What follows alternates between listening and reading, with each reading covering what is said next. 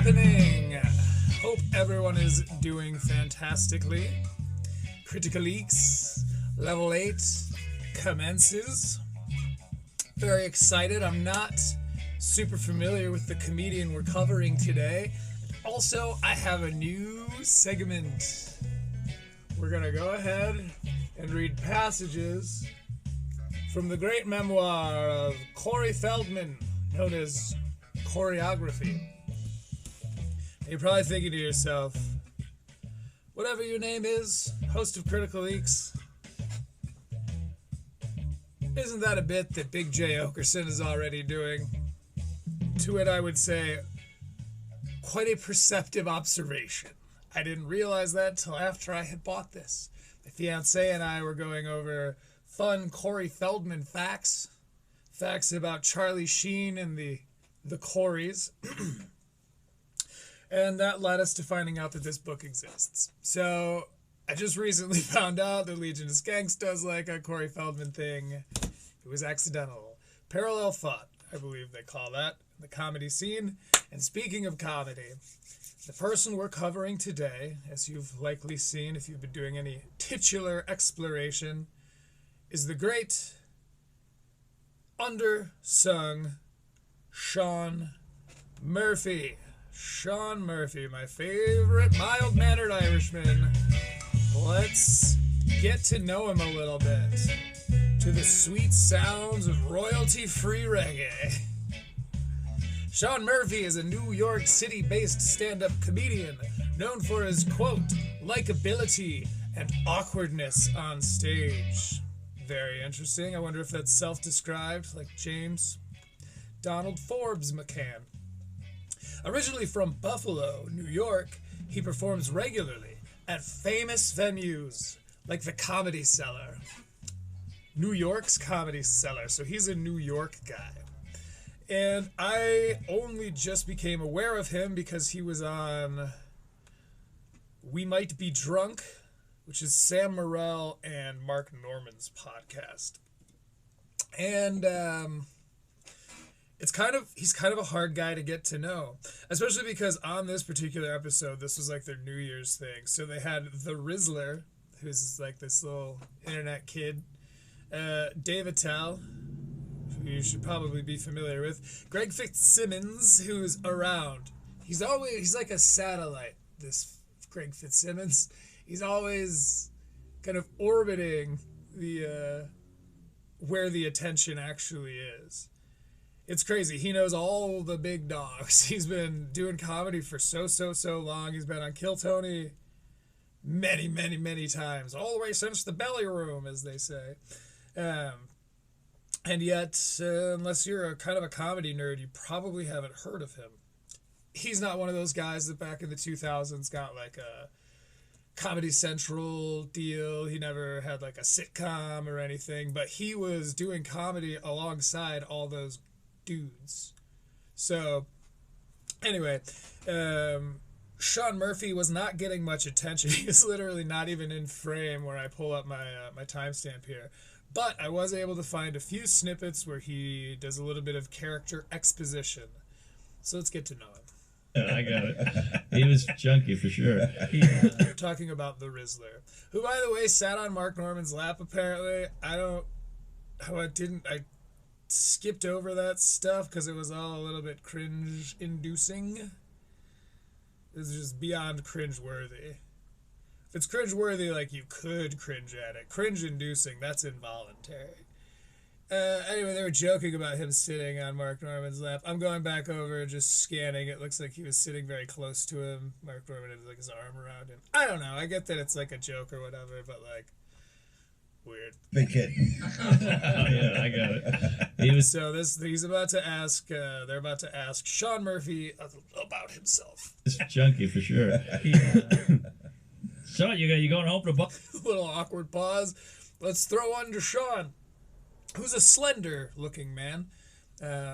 Hair's sort of thinning on the top, so he's representing a strong populace in this fine country. Kind of a glasses wearer, again, very soft-spoken. Buffalo? So he had, what, are you from Buffalo? Chunky for sure. Shaun, you going home to Buffalo? You going home for the Buffalo? Jeez. I'm trying to include you. I appreciate it. See, I'm trying to include you. Shaun was not really getting much of an word in edgewise. Yeah, a couple weeks in January. Nice. Yeah. Not Christmas? Not Christmas, going to Connecticut. The lady? Yeah. You're married, right? Okay, so he's married. Now we know. Engaged. Whoa. Yeah. I mean, if you watch the Akash Singh coverage, this providing character background ends up becoming so important sometimes.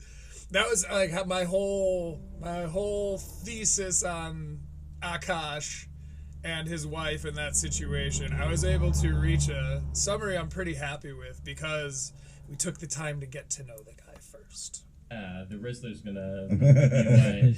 So that's another thing is after the Rizzler left, because he was on for like the first half an hour or so, 20 minutes or so, and then he left, and then for the rest of the pod, that was all they could talk about. Engaged. Like every That's going to Connecticut. every joke, every throwaway callback was to the Rizzler. So A couple weeks in January. Nice. Yeah. Not Christmas? Not Christmas, going to Connecticut. The lady? Yeah. You're married, right? Engaged. Whoa. Yeah. The Rizzler's gonna. he's gonna what? Whoa. Yeah. The Rizzler's gonna. See, he didn't even have a joke for it. He was just like, "Yeah, I've seen the talkative guys in this group. I've seen the guys who are getting attention in this group. They've referenced the Rizzler, and that's gotten a laugh. And everyone kind of throws him a bone a little bit. They're chuckling along. David Tell, who's just a big old sweetie nowadays, he's laughing. Sam Morrill's looking at him like, dude, you're slowing down the pod. Also, I've never seen this angle of their studio before. There's a painting of Mark and Sam standing on stairs looking pensive. Sam's on his phone and Mark's holding a drink staring into a light. So pretty cool. This is, a little literal behind the scenes. Well, telling I the The Rizzlers again. me telling the Rizzler the last bachelor standing on this podcast. The Rizzler doesn't fighting get him off. He might beat you. What's the where you getting? This was seriously most of the podcast was just like these hypothetical, wouldn't it be silly if the Rizzler. Married, bud. I guess it's organic. I talk about Monopoly guys where you just throw out some concept you made up that's ridiculous and then make fun of that for a while. In this case, the Rizzler was actually on the pod, so these all qualify. Wherever's cheapest. Oh. The Fat Black Stand? Lounge. Which club have you decided on? Bobby Yeah. Kelly will do a guest set and marry you too. Greenwich Comedy Club. Greenwich. Okay.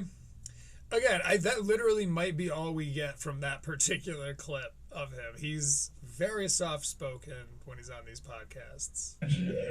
You'll bark people. I don't know how long he's been doing comedy for, but come on, Shaun, you gotta step up a little bit. Just did a show in Stanford. I hope his comedy is just raunchy as hell. Anyway, I'll go to my next time code here. So we know that he's from Buffalo. We know that he's married and that his wife's family is in Connecticut. We're gaining knowledge. We're gonna jump up to 59 minutes even here and see what else he has to say. How's my ass? Boney. Greg Fitzsimmons is sitting on Mark Norman's lap and said, "How's my ass?" Said, "Boney." They're having a great time. Good. Just boys having fun together. Thank you, gentlemen.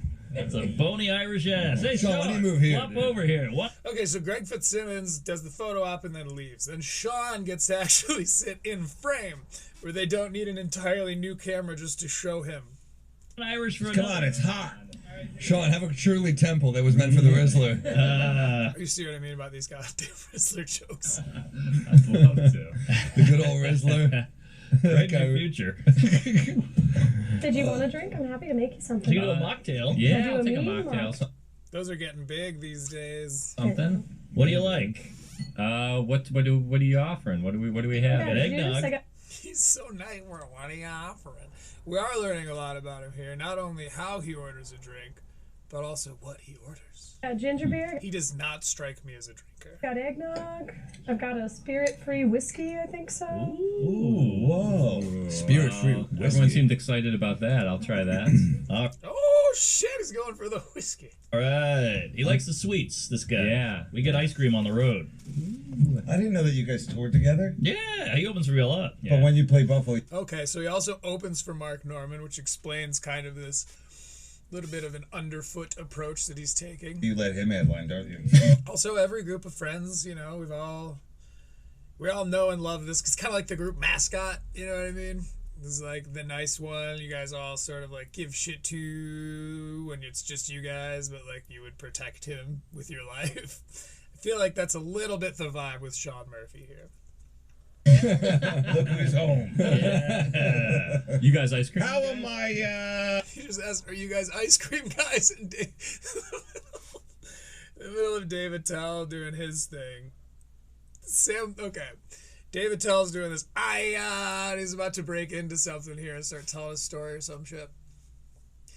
At the exact same time, Shaun Murphy asks the group of like 40-something-year-old men, "So are you guys ice cream guys?" And Sam Morrill, to be polite, is giving him like a, "Oh, you know it" look. But it's just a pretty perfect moment we've been exposed to here. look who's home. Yeah. You guys ice cream? How am I, Are you guys ice cream guys? He had a ton of excitement. I love that for him. I'm starting to fall in love with Shaun Murphy. Tim Hortons. I'm trying to... That's a great town. Who do you bring out, Dave? I pretty much have like 4 people now. They shut me up. All right, well that's an ad. I don't remember doing any of these time codes with a brain like mine. I don't always remember everything. It's a nice way of putting it. And I think that might have been what I was going for, was the ice cream question. Because I was going to cover this last week and then decided to do Timmy No Breaks. We all saw how that went. But That Nicole, was one upset Jippo. Amy Shriver, dude. That's my name, not a slur. Oh, she's Renato, cool. Dave. Funny. All my openers are going on in the headlining, so they're doing great. You know. What about... Okay, so now we're on David Tell again. That literally, again, little blips of information kind of make it across. There's a lot, the dull roar of just everyday life. Shaun Murphy doesn't seem to break through it often. Ian and Because I'm pretty sure this just stays on Dave. was one of the best. And, you know, who knows, maybe we'll cover Dave sometime on here, but as of now, we're Shaun Murphy dudes. Smallest theater in town. You still using Mac? Also trying to say dudes instead of guys, because guys is Red Bar's thing. Mackey? Let me show you some guys. Who? Joe Mackey? I haven't. No, I don't think I he. think those are the words. Okay, so Shaun Murphy is an ice cream man. We know that now. We're going to go to 1:05, and after a couple more of these little time codes, just to get to know our guy here, then we'll jump into the actual review. But it's become a crucial part of the Critical Eeks show. And stay tuned, because for our intermission, we will be reading a passage from the great biography, a memoir, rather, choreography. He held out till the money was right. I guess so. Bobby. It's going to be on Hulu, I think. You'll do it. So he's a good, he's not saying much, but he's a good podcast guest. He's laughing along, he's contributing to the aura, Another one for sure. You got it. Yeah. You will. which is just vibe for Zoomers. Oh, it would be I mean, whatever. You guys do your own specials. I assume you're in the same boat, which is just like, at what point does the platform not matter at all? Like that's Probably soon. That's a good spot to be in. Like, That's an understandable perspective from David Tell, because he was Late Night with David Tell was on all the time on Comedy Central. It is kind of strange, because after that, he just kind of maintained his status as like an old road dog comic, and he's a legend amongst comics, but he was so famous in the 2000s. And he was there at pretty much the height of his career. It stopped mattering if you were on Comedy Central. And then, I mean, throw that in with the Me Too, cancellation, cancel culture, fucking movements, all happening at once. David Tell kind of watched Rome crumble around him. Probably more than one time, so I don't blame him for being jaded and also for having the perspective of, like, at a point, does it even matter, like, where you're putting it out? And sure, that's a little bit out of touch, depending on, you know, that depending on who you ask, you're going to get different answers. I personally would say YouTube, because then you're going to reach more non-comedy people. The only people choosing comedy specials on Hulu and HBO are already comedy fans, or they already your fans. They're already familiar with you. So you know, they have this barrier to entry to becoming your fan of, like, I can't pay for these subscription services. I can, of course, as you know, loaded, but some people prefer YouTube because then you can figure out who you like without having to invest hard-earned American capital into it. Jim Gap Or Australian capital. again.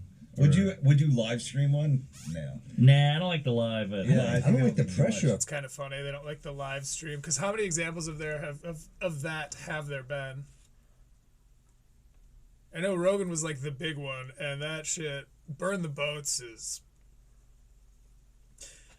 one of the few times I agree with the internet. It's one of the few times I'm like, no, these guys are all of their takes on this special are very accurate. It was hard to watch. I mean, it is the result of that echo chamber effect. It's been reported on to death, but I imagine that's probably scared a lot of comics out of going live and doing it, because he was like the second guy to do it. Can't remember who did it first. What's the point of doing 2 shows if you're Say Chappelle or Chris Rock or something. just gonna Yeah. 3 shows? You got Somebody big like that. one on January 6th. January 6th, that's right. That's Coming what up. Okay, so now they're talking to Shaun, and they have to constantly redirect the conversation to him. That's kind of where I get the vibe of, like, they gave him shit. He's kind of like the little bro of the pack, because they keep throwing the ball back to him. Like, you know, he's not gonna speak up for himself. Let's reel him in.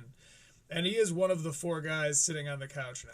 No. Nah, I don't like the live. Yeah, I don't like the pressure of it. What's the point of doing 2 shows if you're just gonna Yeah. 3 shows? You got one on January 6th. January 6th, that's right. That's when it comes out? Memorable date, yeah. That's true. I hear where Sam's coming, and then we'll listen to Shaun Murphy. I'm even doing it to the guy. He can't get a word in edgewise around even me. It is true what Sam's saying, like, why record multiple times? I get where he's coming from there, but also, like, it would be cool if that starts trending and comedians are just held to that standard of, like, you have to practice this in such a way that you can just one and done it live. Because imagine if Rogan had done it well and that had been a huge success. That would be the world we'd probably be living in now. But, I mean, I'm sure Netflix is aware of the backlash. YouTube. No, this guy's YouTube. Whoa. No way. Yeah. Nice. That's your last one. This guy's YouTube. Okay, so yeah, it did come out on, let me click around here. Yes, it came out on Mark Norman's channel 6 days ago as of recording this. Has 22K views, 1.2K likes. So it's cool. I mean, I think it's nice. Comedians do this thing where the big dogs will post specials for some of the smaller guys, smaller draws on their own YouTube channel, give them better exposure. James Donald Forbes McCann, the only reason we've heard of him is because Shane and Matt McCusker, Matt, I can't believe you guys were dumb enough to think that was actually me, McCusker. I have some very, very interesting. I happen to be front and center at this show that was just a small blip. And most people would never even know that it happened. But I was there for McCusker Coin, Matt. And I happened to be aware that whilst you were, quote, hacked those hackers posted a picture that of your dog that had never been posted on the internet before. That is your dog. So it's very strange. They must have had access to your whole phone, and the fact that you got it back so quickly. I mean, he is one of the king. He's like the co-king of Patreon, but like, I don't think I've ever heard a story of a celebrity's X account or Instagram being hacked and then immediately restored days later, shortly after the scam had already run its course. Anyway, so we wouldn't have heard of James Donald Forbes McCann if it wasn't for McCusker and Shane Gillis putting his special on their podcast's channel. January 6th. January 6th, that's right. That's when it Coming comes out? Memorable date, yeah. Memorable date. YouTube. On this guy's YouTube. Whoa. No way. Yeah. Yeah. Nice. That's your last one. What's the special Okay, they're joking. called? Long The story. Jews will not replace It's us? called Long Story. Long Story Hard. It's called Fight, Fight, Fight. Let's go back and see what the hell they're yucking about. Yeah. Nice. That's your last one. What's the special called? Long The story. Jews will not replace us? What's the special called? Long The story. Jews will not replace us? The Jews will. Oh, I see. Okay. It's called Fight, Fight, Fight. Good marketing, you know. Long story thin. Oh, Long Story Thin. Man. What is this in reference to? All right. Oh. It's a reference to a thin dick joke. Yeah. Nice. He says, yeah. Maybe, I mean, it's so hard to tell. Got a big thin dick closer. Oh, yeah. We Don't got a give lot it of dick away. Don't give it ranges. away. I don't trust comedians when they talk about their sets anymore. Timmy No Breaks has traumatized me. And does Mark introduce you, or what happens? No. He phones it in. No, Mark, just sort of clicked post. Yeah. Yeah, I just put on the channel. I had him on here, and I'm Yeah, done. it's big. I'll take it. There you go. Well, Sean's killing at the cellar, man. He's crushing. Yeah, Everyone- Okay, see, everyone's kind of building them up. This is good. This is leading pretty nicely into what we're covering here. likes Liz doesn't say nice stuff about a lot of comics there. She says nice stuff about That's you. true. The fact that she How about gave you a date there, That's, that means that's true. something. Yeah. Apparently, Liz is the person at the Comedy Cellar, and from what I understand, is a real stickler. He shot it at the cellar. That's She true. doesn't say yes to a lot of people these days. Yeah, I'm very thankful. Yeah, she's great. The moment she started, So cracks me up. The comedian bootlick. It's the obligatory comedian bootlicking. Like, anytime someone in the industry comes out, they're like, love them. So great. Awesome. Legend in their time. kind of being nicer to me, I was like, oh, this feels good. This Yeah. you know, like, It won't last. Yeah, yeah. She turns on me constantly. I have friends who see her just like start screaming at me. They're like, "That was awesome." Well, Greg has allowed the conversation to be steered away from him. It's so strange to see a comedian that doesn't appear to love being the center of attention. The only other time code I have here, and it says, if time, show this. Now, this is a little bit off the beaten trail, so I'll probably save that time code for later. I do like how this is transitioning into the special. So, let's do a quick palate cleanse. We're going to have a little bit of sweet, free reggae music playing in just a moment here. Let me get to it. Oh, this is a new one. All right. Oh, okay. More of like a Dem Bellies Full kind of vibe here. So, let's take a breath, stretch it out. And now let's review Shaun Murphy's stand-up special comedy special stand-up. Long story thin. All right, let's start. Jumping right into it. All right, let's start, he says. All right, let's start with a joke. Here we go. It's funny.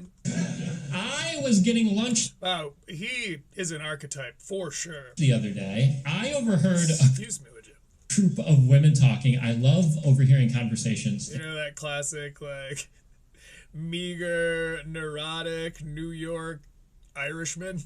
in public. One of my favorite things in the world. I overheard a group of women talking about dick pics.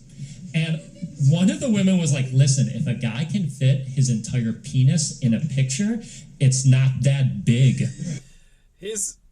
Okay. All right. Let's hear him out here. I can fit his entire penis in a picture. It's not that big.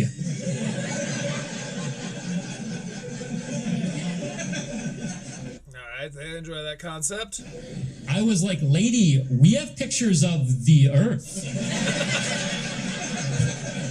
That's funny. See, he's like a cool guy when he's up on stage. Shaun, this is what he was born to do. Cold opens are interesting because I feel like that was cut pasted from the middle of the act when he kind of had some momentum going. But yeah, let's see. I am assuming this is a cold open. It's a picture of 3 billion dicks. What are we doing? Picture of 3 billion dicks. Okay. Yes. So now we go into our actual title card. Shaun Murphy. And they do like the bathroom guy, and then it gets like really tall. So I guess that's the long story thin. Long story thin. Very, very New York title card. A little piano trickling in the background. That's nice And we're back. to be here, man. It's nice to be here. Okay. I like doing comedy. I will say, He maybe did just open up that way because he's kind of got the same momentum going on.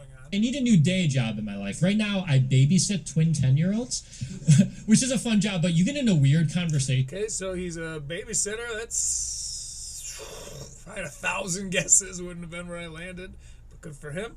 with kids. Like, I was talking to one of them recently. He goes, Shaun, don't you think it's weird that people still say, what would you do if you won $1 million? But $1 million isn't that much money anymore. This is a pretty wise little 10-year-old. He's got he has the perspective to be able to look back on when $1 million meant a lot. It's still a lot of money, man. Come on. I was like, I don't think I've made $1 million in my entire life. He goes, Jesus, what are you, homeless? Okay. There's a mouthy little wizened 10-year-old. You ever been bullied by a 10-year-old? Okay, I think the veneer wore a little thin there. That felt like more of an actor. You ever been bullied by a 10-year-old? It's rough. I didn't know what to do. I tried to bully him back. Okay. I was like, have you even kissed a girl yet? He's like, have you? Okay, that's funny, but also, yeah, he's just kind of doing self-deprecation. The like, I know what you're thinking. I'm the blah blah blah blah blah blah blah guy. And it's he's reframed it as this is what this 10-year-old says to me. Can you believe this 10-year-old? I don't know. It's not terrible. From the specials I've watched. Excuse me. From the specials I've watched recently, I don't think that it bodes particularly well. Distracted. I got someone rumbling out here. Sounds like they're moving. All right. Kid's good. It's rough, man. Kids ask you questions that really make you feel like you're an idiot. I remember one time, one of them was like, Shaun, do you know how waterfalls form? And I was like, yeah. And she was like, how? And I was like, shit. It seems just like something a kid would ask. It's not like he's like being grilled by one of these kids. I was not expecting a follow-up question. I guess sometimes there's water, and then that water doesn't stick to the rivers and lakes that they're used to. That's funny. That's how we get a scrub. She's like, what's a... That's two very different songs, right? scrub? I'm like, finally a question I know. A scrub is a guy They can't get no love from me. that thinks he's fly. Also known as a busta. But I got a lot of stuff to work on out there. I do, I tend to give people advice. Okay, pretty niche little 90s pop music joke, but from what I can tell from this crowd, see like kind of a middle-aged woman in here, and they seem to enjoy it, so he knows his audience. Advice when they don't ask for it, which is not a great characteristic. I do feel like I give good advice, though. Like, I have a friend who has a kid entering school. I give the kid great advice. Something you could use... I want to kind of look up his IMDb, because I'm curious just to know what his fan base... IMDb Shaun Murphy, comedian. Ooh, that's painful. Google AI says there isn't a famous comedian named Shaun Murphy listed prominently on IMDb. Oh, the most notable Shaun Murphy on IMDb is the professional snooker player. Am I even allowed to say that? Professional snooker player known for his appearances in television. So not him. My question being, because I think that specials, in some ways, a lot of comedians wait to do it for so long because then they know that it's their audience who's watching them. They're going to get a bigger pop for the cameras. They're going to get, they're going to get all the right responses that they're hoping for. And Shaun, I've never heard him referred to by other comedians as like kind of like a hometown hero, comic kind of guy. Because then maybe this crowd is exclusive to him. They did show up knowing him and his work and that they were coming to his special. But I think, because he came in a little bit colder, I'm just going off of body language here, but I think this might be a crowd that's just like a sold-out Comedy Cellar crowd. They're not there to see Shaun Murphy, I think. This is all me gleaning. And from pretty much the same footage, you know exactly as much about him as I know now, so grain of salt and all that. But I think there's something to that. As an adult, which is if in life someone ever insults you, just agree with the insult. It completely disarms the person. Okay, speaking from his perspective, it's just a little sad. Okay, it's funny because sometimes there are fighters who it is not hard to tell why they became such good fighters. I'll cite Mike Tyson. Try growing up in Mike Tyson's neighborhood with a lift like this. It's like, dude probably had to start slugging right out the womb. It's rough. No, Nate Diaz, another one. It's like he's got such a now it's scary to make fun of a voice like that because he's become a fucking killer. But I think it's because he grew up in a place where it was tough to have like a weird voice, and now he knows how to knock dudes out. And I think Shaun Murphy and a lot of comedians have a parallel, I mean, Tony Hinchcliffe even. People hate to give the guy credit, but he came up in what doesn't matter really, especially at the era he was growing up. It doesn't matter where you were talking like this. It's like people would always come at him because he was this skinny little guy who had that little voice, and so he's capable of fucking knocking dudes out, so to speak. So he's speaking from experience here. You could kind of tell. I remember once in high school, this bully came up to me. He goes, "Hey, Murphy, nice purple backpack. I bet you love to suck dick."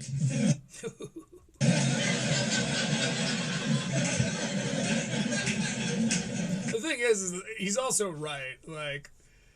Dan Harmon talks about I beat you to the joke. I took the back. You can't make that joke. I made that joke about me. Same kind of deal.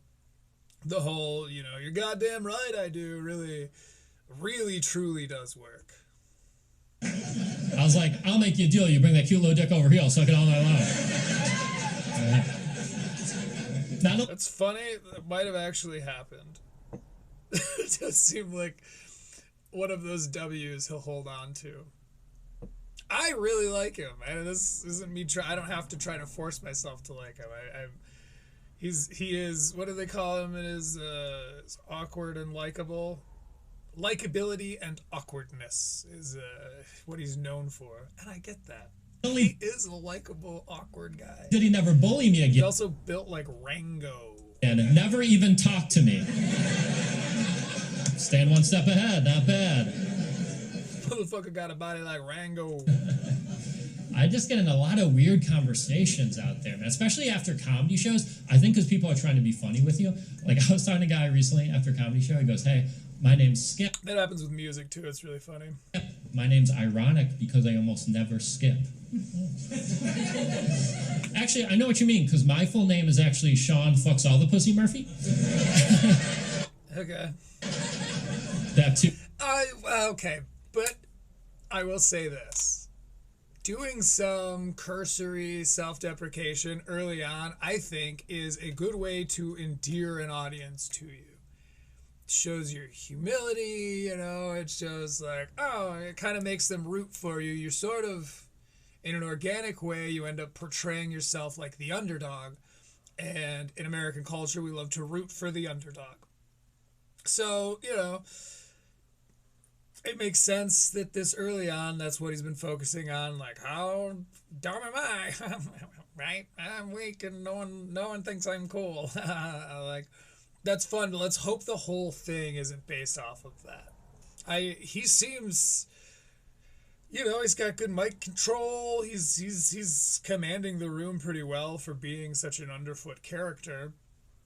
So I have faith that he'll be able to, you know, pull up. But this really can. What is it? What was Top Gun, where there was a cross breeze or something? Anyway, excuse me, would you? Let's see if he can pull up before he goes into a full-on tailspin. Too is ironic. So his name is also ironic because his full name is Shaun Gets Pussy All the Time Murphy.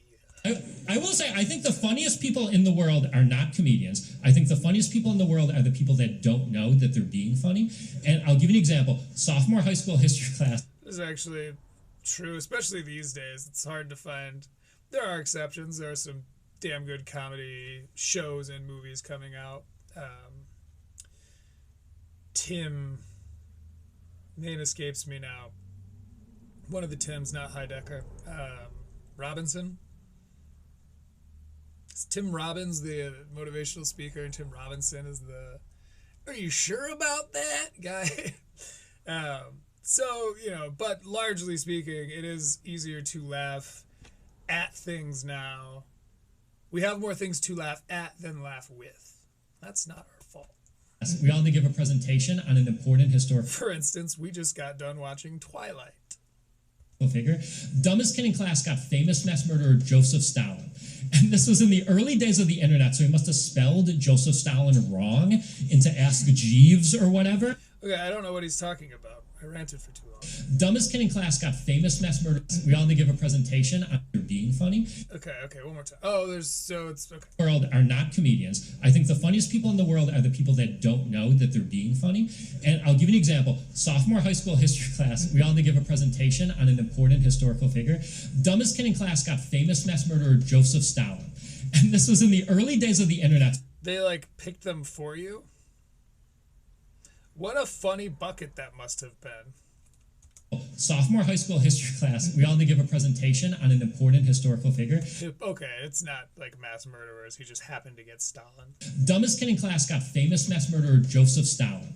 And this was in the early days of the internet, so he must have spelled Joseph Stalin wrong into Ask Jeeves or whatever. He ended up giving an entire presentation on a retired auto mechanic living in Orlando, Florida. All right, but Glass houses, my man. I don't know if you've ever IMDb'd yourself, but this snooker player is, he's the one who will be reported upon, if you know what I mean. The first sentence of his presentation was, quote, Joseph Stalin seems like a pretty chill dude. You referred to him as a chill dude in your sophomore year of high school? Shaun, you make me gotta Google. How old is Shaun Murphy? What popped right up. The age of, quote, Shaun Murphy depends on which one you mean. Palpable irony. Dr. Shaun Murphy from The Good Doctor is around 30 to 32, while the English snooker player Shaun Murphy is 43. Singer Shaun Murphy, in case you were wondering, was born in 1948. They just didn't feel like doing the math. It's pretty hard. We'll say probably roughly 7 to 10 years my senior. So he's probably around 30 or so. It's Timmy No Breaks. I'm 18. Hey! never be able to compete with that. I'll never write a joke better than just a dumb person being dumb. Well, yeah, it's almost like reality is stranger than fiction. Case in point, in this presentation, I learned that Florida Joseph Stalin got arrested when he was a young mechanic because he kept jerking off in the cars. There was Google when he was, I guess, Ask Jeeves, he said, when he was a sophomore. So Ask Jeeves, I think when I first was taught to use Ask Jeeves, I would have been in probably 7th grade when we like had to first start exploring the internet. Excuse me, on an official basis. Not just typing in words I learned on the bus. Which, first of all, is not a pretty chill tune move. And second of all, this kid got an F on his presentation, but it's the only presentation I still remember. It's funny. I don't even remember who I gave a presentation on, but whenever a buddy moves to Florida, I'm like, if you need a mechanic, I know a guy. Maybe put a towel down first, but he'll treat you right. So do you think that guy really exists, or like... I don't, okay. Maybe it's a hang up on me, and it probably is, because I do spend a lot of time pondering the construction of effective fiction, but I don't like when they tell these like clearly not true stories, or maybe this is true. It's one of those. It a little bit takes me out of it, especially for a guy that like lives in New York. Like this is what you have to joke about. I like Shaun Murphy. Just the material's a little contrived. You know, these stories aren't believable, and so for people like me, probably not for everybody. I'm just, as a fictionist, I pay attention to that, and I'm like, I don't know that I believe that happened. And so if that's the source of your funny, you know, does the joke hold up without that story being true? It's just that clever, or is it just like crazy ridiculous thing? I know, how ridiculous is this crazy thing? Trying to make... I feel like a broken record sometimes with a lot of these comedians, which I don't think is a reflection of myself. I think it's more a sign of the times. Changes. I got a long list of stuff I got to work on. I'm trying to travel better. That's up there, man. I was on a megabus recently. Halfway through the trip, the bus driver pulls over. He gets on the intercom. He goes, "I'm sorry, I can't drive anymore. I got something stuck in my right eye. Is there a doctor on this bus?"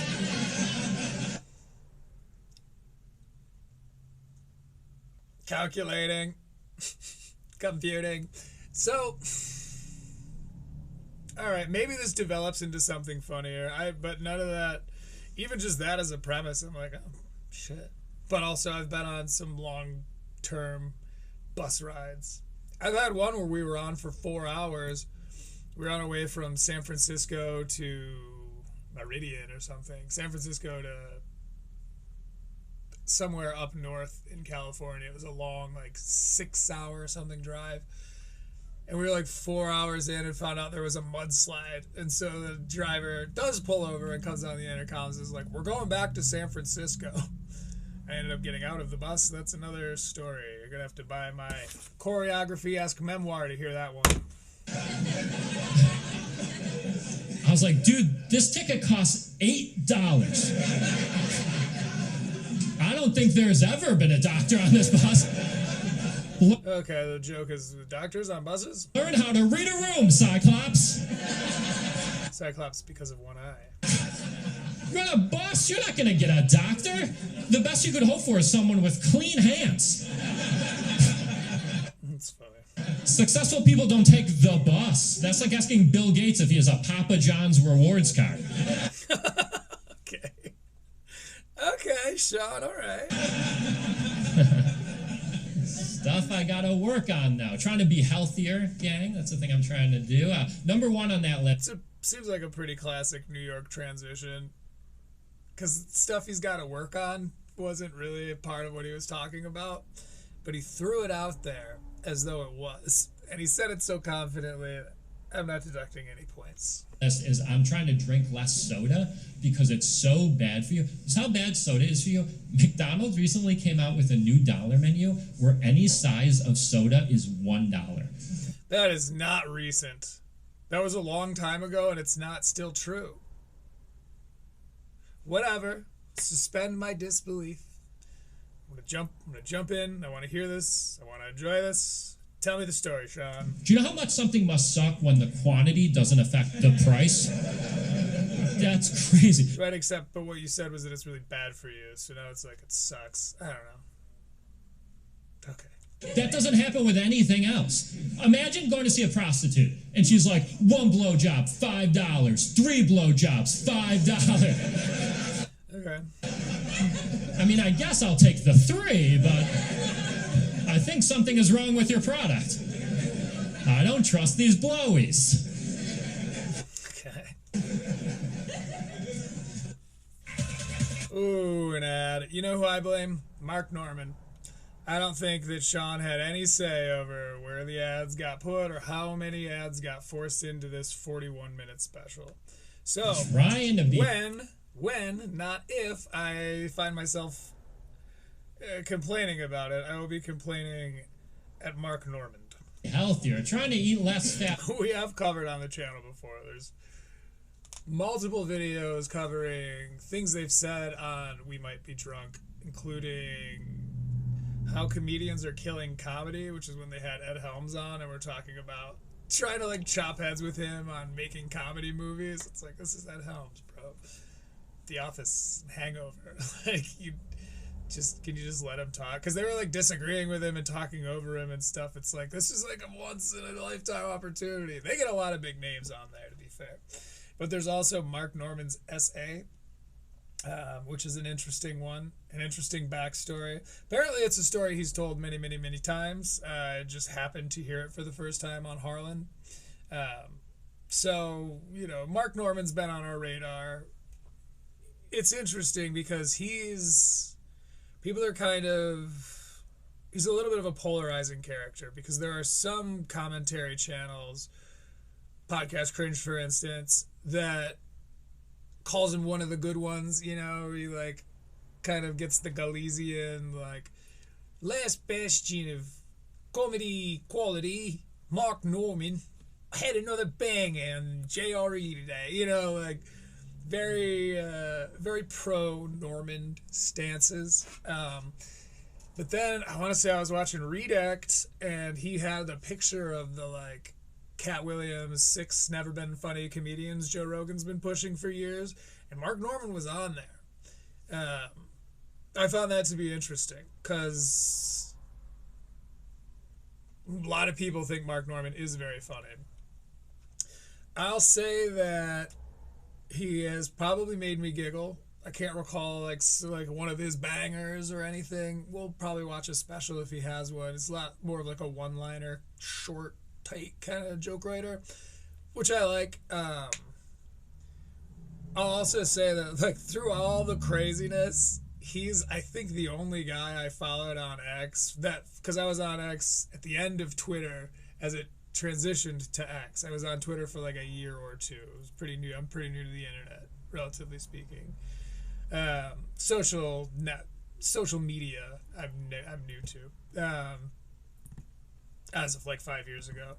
But Mark Norman is one of the few people who just kept tweeting like it was still Twitter. He would just like say a funny one-liner thought that he had, which can be refreshing if you're scrolling X. Anyway, Shaun Murphy. What's wrong with your product? I don't trust these blowies. I don't trust these blowies. This is my favorite sentence of the day so far. I just got done watching Twilight. Trying to be healthier, trying to eat less fast food, you know. I have a new least favorite fast food restaurant, which is White Castle. I don't like White Castle. White Castle jokes, this will be interesting. I haven't heard one of these in 20 years. I'll tell you why. The Mighty Whiteys. The last time I went there, they had an item on the menu called a cheesy sack. Okay, yeah, but I have everyone maybe not everyone, but how many dudes do you know that have a White Castle crazy menu item that ... did this to me? We all know what this is. The kind of words we don't use around here. White Castle, what are we doing? A cheesy sack? Cheesy sack, okay. Okay. I did not get the. Is that true? Let's look it up. Let's look up to see if this is true. Because otherwise he's just making things up, and I don't like that. It's Monopoly guy. The White Castle cheesy sack. Question mark. The White Castle cheesy 10 sack. This is not a cheesy sack, it's a cheesy 10 sack, which is a popular limited time value offer featuring 10 cheese sliders with option for American, smoked cheddar, or jalapeno cheese. Sold together in a sack for a discounted price often around $7.99 to $8.99. So you knew what you were doing. You took this out of context. The cheesy 10, the sack itself is not what's cheesy. You are a writer, you should know that, right? The cheesy 10, it's the 10 which are cheesy, and is a sack of 10 cheesy things. It's the cheesy 10 sack. So, this is cheap. 10 points from Hufflepuff. The cheesy Right, though? sack. I did get the barbecue labia. That was good. Oh, because sack also means screw. That's great. How come everything at White Castle sounds like a disease my grandfather got in Korea? You know, cheesy sack. Everything there is like, well, I hooked up with a prostitute in Busan, and now I got a bad case of the fish nibblers. I guess, yeah, sure. My buddy stepped on a landmine. He is doing, like, okay. Now he's kind of evolved from, and he has moved on from self-deprecation, credit where it's due. But he has kind of, sort of the monarch vibe. Like, he's kind of getting a little villainous, you know. I do love that about stand-up comedy, watching people become, like, king of their own universe for the length of their special. Because they really start calling it like it is and making pretty hyperbolic statements like, the whole White Castle menu sounds like STDs my grandpa got in Korea. For instance, the fishy nibblers. I guess, yeah, can you cite what you're referring to? Like, what is that, like? Crabs, because they're both aquatic? Now we call him Sloppy Joe Slider. Okay, go on, back here. Prostitute in Busan, and now I got a bad case of the fish nibblers. My buddy stepped on a landmine. See, he's doing the Gilesian microphone too. So. And mine, now we call him Sloppy Joe Slider. It's the New York special. Now we call him Sloppy Joe Slider. Whatever, like we all have mic technique. Tend to do one of these when I was a singer. It's a dumb restaurant, and it makes me feel dumb. Like, I went into a Manhattan White Castle recently because I hadn't had diarrhea in a long time. See, that was the word. The one we don't say here. You get a sad duck. The sad duck goes out to Shaun Murphy.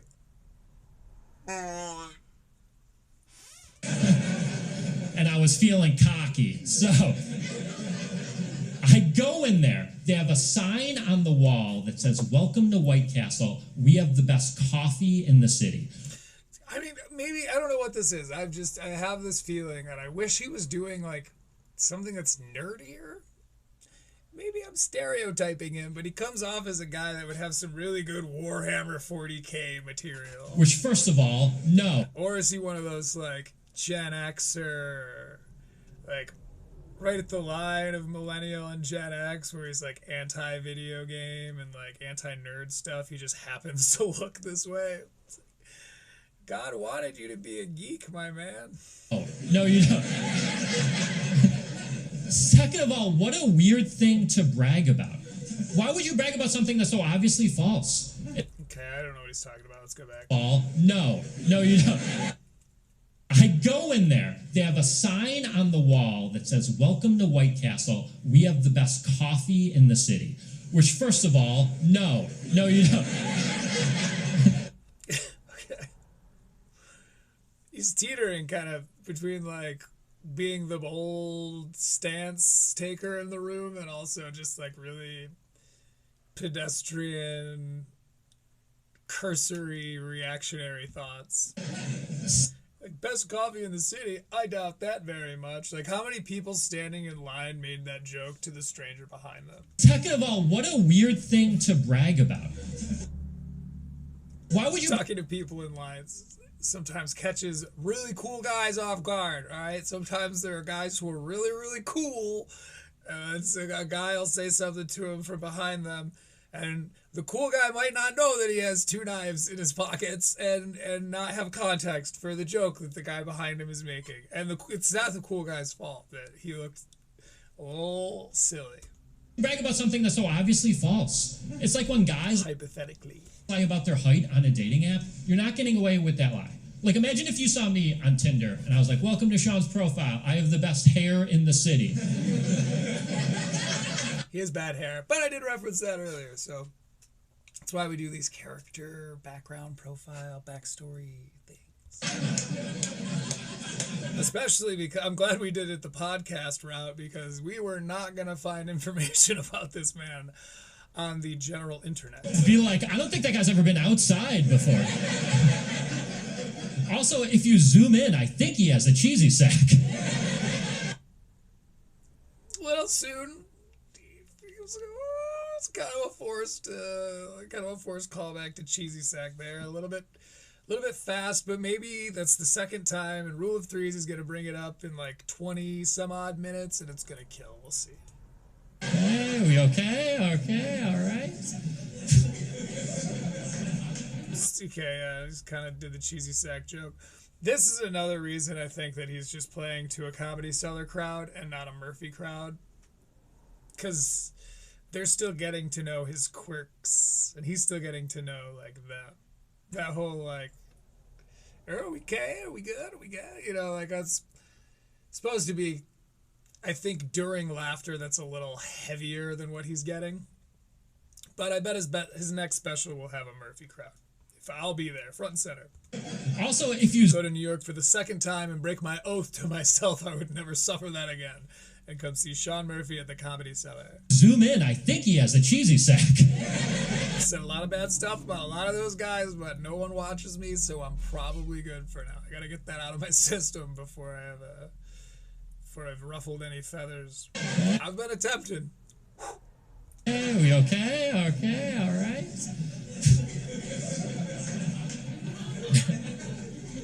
I will say, though, man, I am losing my hair, which I fucking hate. It's lost, my guy. God. Losing and lost. Come on. Damn it. I mean, I'm still growing hair. I'm just growing it on my balls and in my butthole.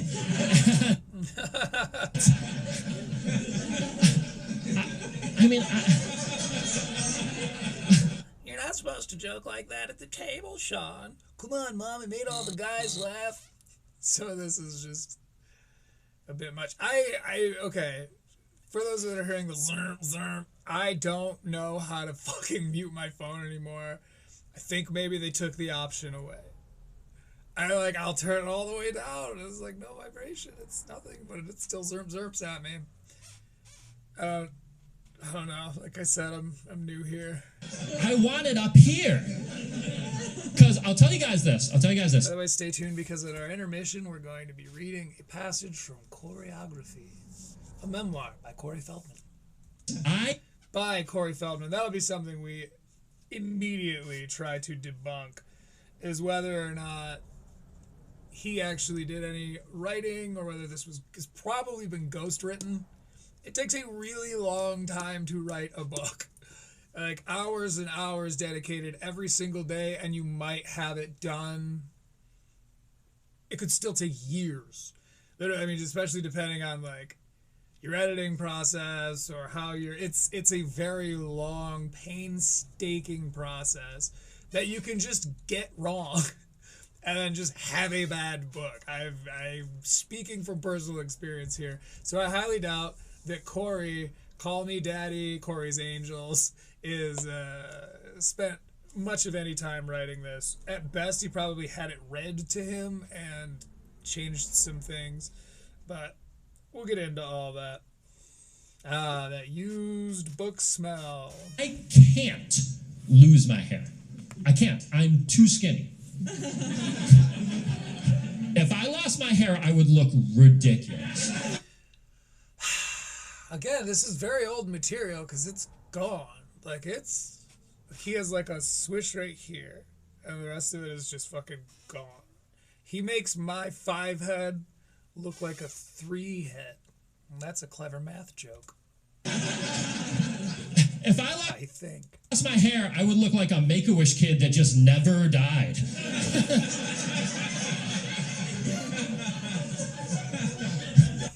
The part's kind of true. It's just weird that he's talking about if I lost my hair. Because again, like, this is either very old or even more delusional. I don't know which I'd prefer. Make-A-Wish is like, we gotta cut him off. He's 40 years old. We can't keep letting him go horseback riding with John Cena. This is crazy. John Cena has done the most Make-A-Wish things. I don't know where I heard that. That could be a total pro-Cena propaganda, but most of us can't see him, but the dying children can. But I will say, despite being this skinny, I am a man. I don't look like one, but I am a man. I don't know if anyone got that confused. Okay, right on. And we're not great people. You've seen the news. Men aren't great people, all right. Yeah, smart take in New York. It's crazy to me, though. It's 2025, and men are still using the bathroom and then leaving without washing their hands. Yeah, I know. And whenever I call a man on it, This is interesting. like a hero, I always hear the same thing back. I always hear, hey, man, it's okay. He does seem the type. Again, at least he's speaking, through his own voice. Excuse me. I always hear the same thing back. I always hear, hey, man, it's okay. I showered today. My penis is clean. How many times has this happened? I do actually believe this. I didn't believe the 10-year-old who was fucking roasting the shit out of you. I didn't even really believe that you made the mistake to think that actually the item menu was actually called a cheesy sack. I do believe that you've called out multiple men for not washing their hands. So I suppose I'll have to take you at your word, given their response. Yeah, because if there's one thing we all It's not what I say when people call me out, but hey. know about penises, it's once they get clean, they stay clean. If you think your penis is so clean, next holiday party, try dunking in the punch bowl. See what happens. I'm sure everyone will be walking around like, Greg, your dick was in this? That's crazy. I can't taste it at all. Okay. Weird place to go with it. All right. Dick in the punch bowl. I'm here for it. Not a pube inside. Congrats on the clean ween. You did it. I love eggnog, but I can't wait to try Gregnog. Let's get in there. Ooh, a little wordplay. We love that here at Critical Leaks. Yeah, of course. Another ad. Normand, you've done this to us, and we will never forgive. Penis is clean. Ridiculous. Ridiculous. One time, I'll tell you. Penis is clean. Ridiculous. I want that as a soundbite. Penis is clean. Ridiculous. Penis is clean. Ridiculous. Ridiculous. One time, I'll tell you guys this. One time, I was eating food. It's good though. I mean, as you've seen here, if I'm sitting here making fun of your phrasing or your tonality or the way you say things, it means your writing is fairly sound. I got nothing else to go off of, so take it with a grain of salt, my little guy. Naked? Again, I haven't seen enough videos from the Comedy Cellar to be able to gauge people's height from this stained glass window behind them, but he seems. If this window, so on our right there is a window that leads to a brick wall. This is very New York. And then to the left of that is Shaun. To the left of that is a stained glass window that says Comedy Cellar in it, and yada yada. If this window off to the right is at a traditional height, then Shaun is tiny. It comes up to about his waist. So I think windows come up to maybe my thigh. Sure. I'm big and mighty. I dropped a potato chip on my penis. I picked it up, I ate it, and 2 weeks later, COVID started. That's pretty funny. That was me. That was my bad. Sorry about that. That's on me. It's pretty funny. Now, I do. He is. He's awkward and likable. If he described himself that way, then he's also self-aware. By the way, I do want to defend men just a little bit up Thanks, bud. here, because we're really treated like fucking dopes in society.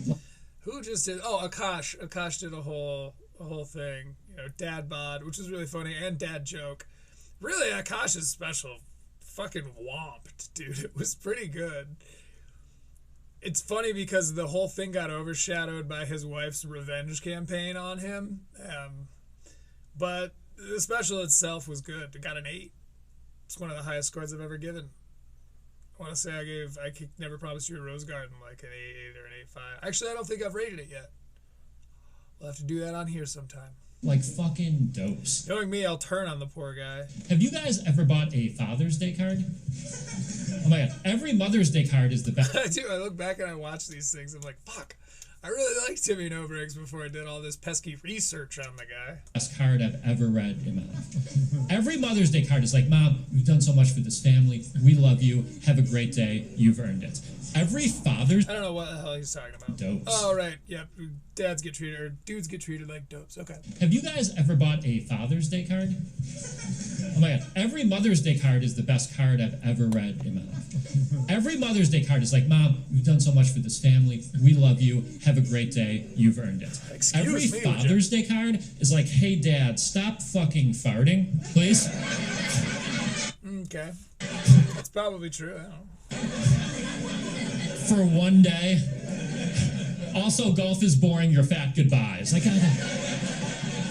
give him one day. It's crazy. Yeah, okay. I'm not even, because this is just being silly. He's being silly, so I'm not going to overanalyze what he's saying. Infantilize. Except that, how many dads want those, like, Dad, you're the rock of my life. You keep this family together. Like, I don't know. That would have made my father very, very uncomfortable. I think the, like, silly cards are just sentimental enough. But I don't know. Maybe Shaun Murphy's dad's like in tune with his emotions kind of guy. Dad so much in this country. Now, think of all the new terms we have for stuff. Dad bod, dad joke.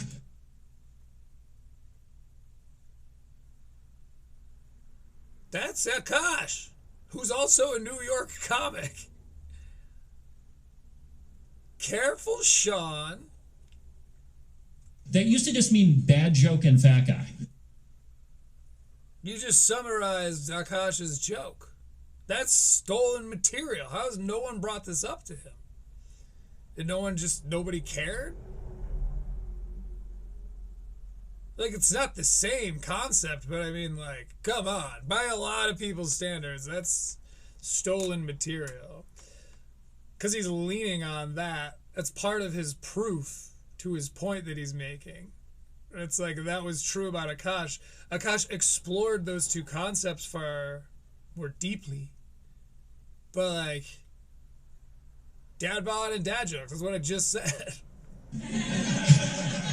Dude, we're like 1 year away from calling masturbation dad sex. Okay, dad sex is funny.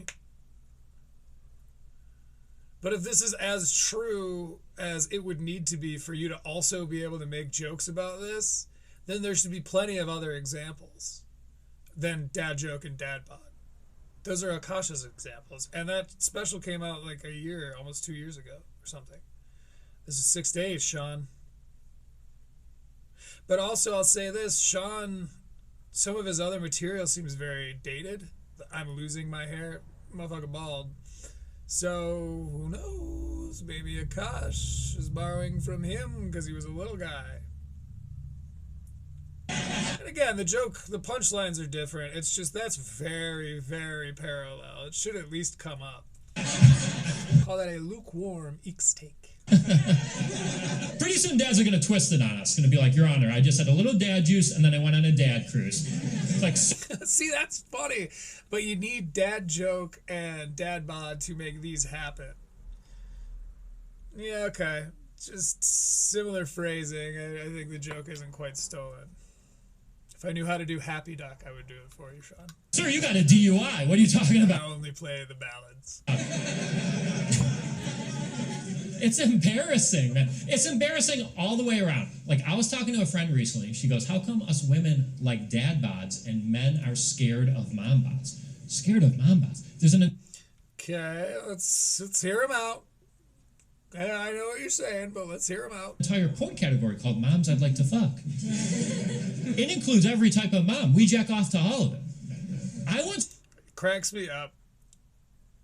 It never ceases to amuse me when comics talk about their porn preferences, like that's what all guys are into. That is very, very funny to me. Saw a porn parody that's 100% true. It was a Dr. Seuss porn parody. Do they still do porn parodies? If so, send me a link. Called One Mom, Two Mom, Red Mom, Blue Mom. Scared of mom bots, 52,000 people jacked off to a blue mom. Well, dabba-dee-dab. And I was one of them, baby. You know.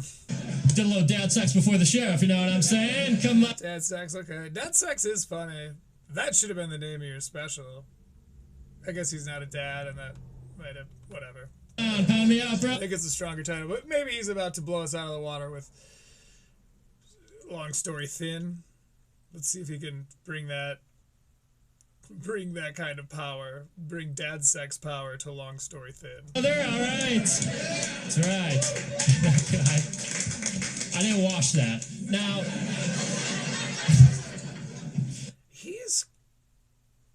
I mean, this is officially a recurring thematic element that he does callbacks like very shortly after his joke. He uses almost like tags. He tags his joke with callbacks. I, as you all probably are aware or are about to hear, am a huge fan of the cohesiveness that a well-placed callback can deliver to a special. It can help be the glue to bring everything together. Acts 1, 2, and 3, you've heard me cite Brian Callen's controversial special. He did a great job of that, his closing joke. A lot of people don't get that. I can explain why it's good and intend to. Doesn't surprise me that Redac's take on that was, oh, he's being too serious and takes himself too seriously, or I don't remember what his take was. It's kind of in one ear and out the other with a lot of things. But, to his credit, Redact was correct about Akash's wife drama recontextualizing his entire special. It was not hyperbole, it was accurate, though the rest of the video was just lousy with exaggeration. lot to work on though, you know. Trying to be a better person too, man. I'm trying to be See, it's the New York slide. Lots of work though. I'm trying to be a better person. Brand new concept, but you're throwing it out there in the tone of like oh, this was next on the list regardless. more of a feminist person. That's the thing. I feel like that's like 90s, like Seinfeldic style. Oh, okay. 3 people are gonna like this joke. I don't know. Seinfeldish? That's the thing I'm trying to do. What's the thing he's trying to do? Man, I'm trying to be more of a feminist person. That's the thing I'm trying to do. Oh, okay. 3 people are gonna like this joke. I don't know. I think the stereotypes that exist for women seem a little unfair to me. You know, there's a stereotype that women tend to be a bit more crazy and irrational, while men tend to be a bit more rational. And I don't know if I agree with that. Yeah, I don't. Okay. When a woman... Yeah, because you know how ladies do this, and then guys need to be like this, so your lady can do this. He's doing Akash again. Goes real crazy, she'll like key your car or yell at you in public. But when a man goes real crazy, all of the Jews disappear.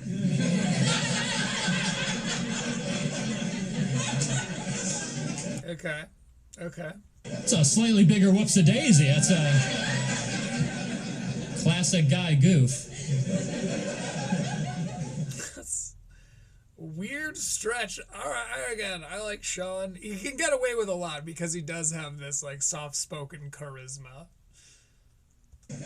My favorite joke to tell. Really knows I want to invite him over for pizza how to divide and Mountain Dew. the room. That's why I like it Or maybe whiskey, because apparently he is a drinker. about it. Some people laughing. There's some Kanye's. And thank God for that, because the Austinites, they're as partiers, they're dropping like flies. Even Shane's more of a New York guy, and he's one of the only ones like still drinking. That episode that Shane was on where Joe is sober and is explaining how like he's gonna stay that way because he wants to like enjoy his time on Earth or whatever. It's like, what a weird twist no one was expecting. This is the "Have you ever tried DMT" guy, like, in the corner. which is such a bygone meme. Do you remember when that was Rogan? When Rogan was the "Have you ever tried DMT" guy? Not the "everything he is now" guy. And I tell you what, I think I'm on to something though. I think it's wild that women got the crazy stereotype. That should be a guy thing. We've earned that. Like, do you guys know Yoko Ono still gets credit for breaking up the Beatles? And a man... He is married. That's right, he's married. Okay. Because I was going to say, this feels like a weird ploy. But he seems the type to be married to sort of a strong woman type, and I imagine she really likes this material. killed a Beatle? I think he has bruises on his wrists. That dude broke up the Beatles. Let's go back. I don't know. And a man killed a Beatle? Stereotype. That should be a guy thing. We've earned that. Like, do you guys know Yoko Ono still gets credit for breaking up the Beatles? And a man killed a Beatle? That's really funny. Good fucking point. That dude broke up the Beatles. Yeah, it's solid. He's not wrong. That's funny. Blaming Yoko Ono for breaking up the Beatles would be like blaming 9/11 on Bin Laden's wife. She's like, listen, I just told him he should apply himself. I didn't think he'd do that. It's really funny. Okay, all right. Too much for a Sunday afternoon? All right, I'm sorry. Sunday afternoon, okay. Now, So this was the slot that Liz gave him? The notorious Liz of the Comedy Store? It was like, you can have a Sunday afternoon. wrong. You're not Sunday night material. That was a lot of intense subject matter. Sunday nights for closers. I don't know, Raul. I'll pull it back in. Let's go back to Pretty fun. having fun. Let's talk about reparations. Reparations for the African American community. I'm for it. You're not going to hear many crackers say that. I'm for it, but Crackers. I am a bit of a hypocrite, you know? Like, if the U.S. government... It's one of those like fun facts that I'm sure most people know. And I guess cracker is actually like from what I've researched in passing. The etymology behind cracker is fucking whip cracker, I think. There are a lot of those expressions that you're like, nah. You look into it a little bit and you're like, oh, that's just an outdated term. was like, Shouldn't be saying call a spade a spade. Look it up. hey, we're going to spend some of your tax Charlie Barons. dollars. We're going to reinvest it in the black community. I'd be like, that sounds good. But if my black friend Clayton was like, hey, man, could I have $10? I'd be like, what are you out of your fucking mind? You want me to just give you $10? If I gave all my black friends... What was the video I was watching? I think it was Asmongold. I hope Asmond is okay. A lot of these streamers, this is happening to Penguins too. Penguins is more like outright about it. Penguins has insomnia. So recently, a lot of his videos have just been like kind of a little bit loopier, a little more sped out vibe. Like, I went through a phase of dabbling quite heavily in sleep deprivation, recreationally. Yeah, I didn't have insomnia. I was seeing how far I could go, and it turns out it's very far. And that tone that they strike, Asmongold's a little bit different. I think he might just be like more, what do they call it, like terminally online or whatever. Because, I mean, every time I open my YouTube feed, I've got a new Asmongold clip from him streaming. It's like first thing in the morning, and it's all about news from that day. But, yeah, I mean, you see this, like, can they sustain this? Again, I'm new here. I haven't really been around, excuse me, Richard, long enough to watch, but you see a lot of creators where I have, even in my small window of experience here, I've seen a lot of creators like doing really well, stepping it way, way, way up, and then, you know, the burnout, the classic like YouTube burnout. But it's also like, it's not just, hey, I'm under the gun, I gotta get this video out. It's the stimulants that ends up making you take more and more and more of, so you continue to chase that rush because you take it and it's not, quote, working if you don't feel sped out. And then you're staying up for days on end, or you're, you know, you still got to go live, you still got to put out content. So it's, I hope those boys are okay. That can't be a sustainable way to go about your time. I'm finding that I absolutely love this. I don't even have anybody like watching, and I think this is a fucking blast. I mean, they're watching on YouTube, and thank you so much to all of my new subscribers. It's fantastic to have you. But like, you know, it's I can see why you'd get hooked on this, and why this could be something that would contribute to that stimulation, moreover overstimulation that they've seemingly become addicted to. This is all just me observing things and educated guessing, you could call it, but yeah. Anyway, I saw this clip of this guy, sort of a, you know, your woke liberal white, came up to this other guy and was like, we deserve to be, there's a good chance this was staged looking back on it. It's like, we deserve, you know, anyway, we deserve to be robbed. Like, this isn't our land. We shouldn't blah, blah, blah, blah, because we're white. And then the white guy turns to the black dude that's standing there. He's like, all right, rob this guy. The dude's like, give me your phone. She's like, well, I need this. This is resources for my friend Corey. Like, I don't give a fuck. Give me that shit. The dude almost got robbed right there on camera just because he's like taking this this sort of stance, the whole like personal reparations thing, I guess. Anyway, landed. It's $10. I'd be out. Brought it back home. $30. Hey, what? Out of your fucking mind? You want me to just give you $10? If I gave all my black friends $10, I'd be out $30. Really, really, really funny. That's a lot of money.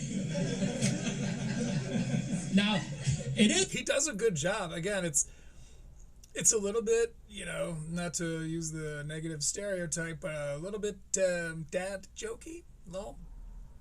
But in a unique way. He hasn't done a groaner that I was able to like call his shot on yet.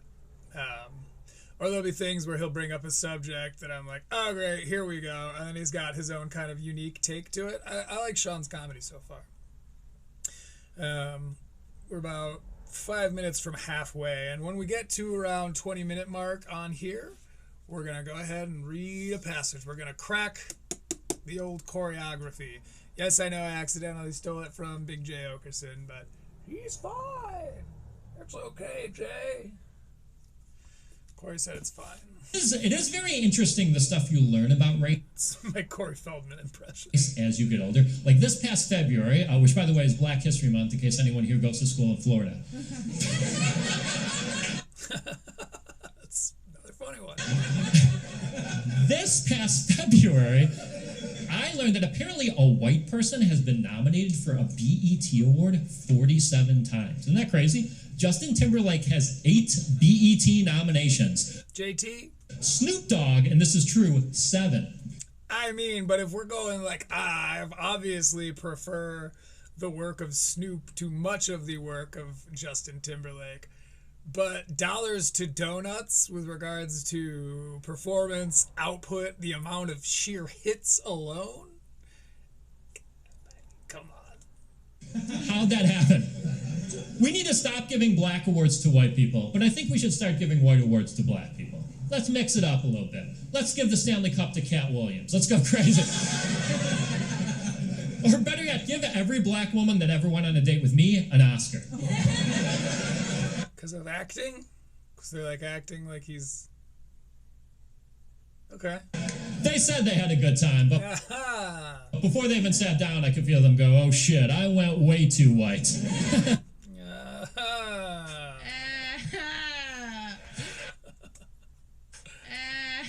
Damn it.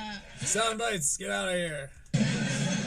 He's gonna One time's enough, Fiona. talk about board games. This stinks. White people. I do. Okay, so right now I have to go click them. I do need a little poking pad, a little tablet. I'd have to plug that in. I need to get an interface going at that point. I have all the equipment to do that. I just need to start studying. Eventually, we'll be upgrading our sound quality. Because the more I listen back to it, we're just going off the phone microphone right now. But as the show grows, I will, I will continue to improve. Well, man, we all Try to be, let me know in the comments if you can think of ways that I can make this cooler and more fun for you. Things like this, things like the sad duck, that sort of thing. always do this dumb hypothetical. Like, wouldn't it be cool to talk to a member of the founding fathers and ask them what they think of our society now? No, that would not be cool. Who's asking this? It's a Monopoly guy. Founding father? This dumb hypothetical. White people, man, we always do this dumb hypothetical. Like, wouldn't it be cool to talk to a member of the founding fathers and ask them what they think of our society now? No, that would not be cool. The sitcom Friends is aged poorly. You want to bring back Ben Franklin? It's funny. The sitcom Friends has aged poorly. You want to? Okay. You know how tough it would be to talk to Ben Franklin on just a practical level? You'd be like, well, this is a cell phone and I'm watching a movie on it. He's like, yeah, I get that, but why is the Little Mermaid black?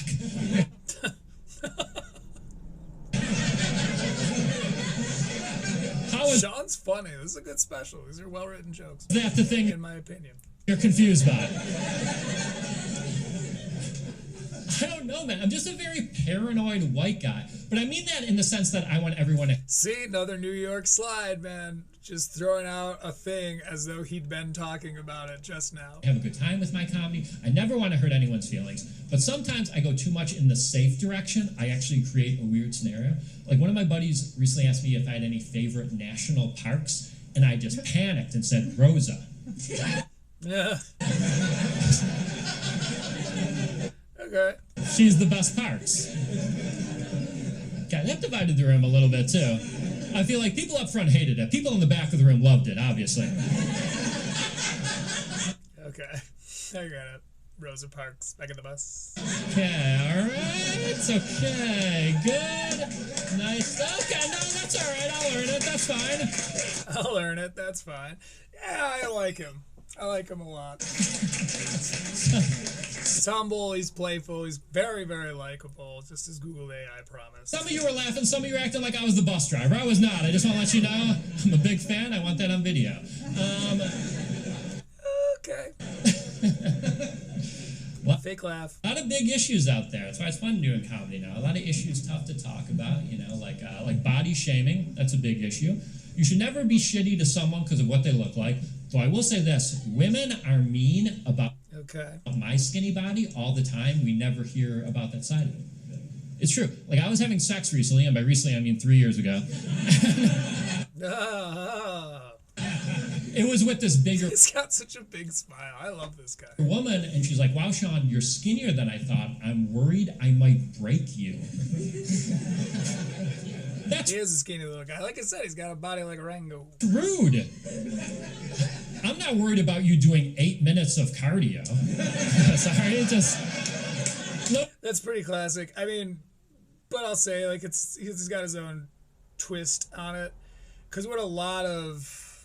You hear the joke a lot, like, oh, how come women can say they don't like short guys, but we can't say we don't like fat chicks? You hear that joke made a lot. This is his own little version of that, too skinny. It's, again, speaking very much from his perspective. Low joke, low ha-ha, joking, kidding, joking, kidding. 4 minutes of cardio. All right. I can't last 8 minutes. Who am I, Sting? And Okay, so it was self-deprecating. I would never say that. Of course, it's rude. And also, fat women are great. Fat women are hot. Fat women and skinny men are natural partners. Okay. I really, she's not a public figure, so I'm not going to look it up. Not that I would be showing her on him, but I do, jokes like this make me wonder where they come from, and I can't help but picture his wife as a plus sized. I believe they still safely get away with saying. It's thick with 2 C's. True. It's why when we hang out together, we look like the number 10. Those are 2 10, okay. 10 out of... people that should be fucking. Also, I'll be honest with you guys. I was a little jealous because the body positivity movement that exists within women does not exist within men yet. Do you know there's a horror? That's true about a lot of different kinds of support, but all right. Again, he does a good job of setting up very specific things to make a joke that I have yet to be able to predict. Movie villain named Slender Man? I called him a slender-looking man earlier. What the fuck? It's funny. One of his spookiest attributes is that he's a man that's slender. That's it. Dude, you're never going to be watching a horror movie like, hey, everyone, be... I don't really think I've ever heard this, the, like, skinny dudes rights thing. Quiet. These woods are haunted by Big Bitch. 3 or 4 years ago, me would have been very into this. Oh, if you're too noisy, a big old bitch comes out, she kills you with her titties, and it's pretty hot. You're going to die with a full boner, so no open casket. Okay.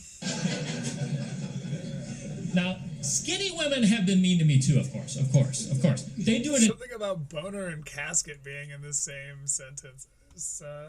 in different ways, though. Was he setting up? Boner, so no open casket. No open casket. Now, skinny women have been mean to me too, of course. They do it in different ways, though. Ways that hurt just as much.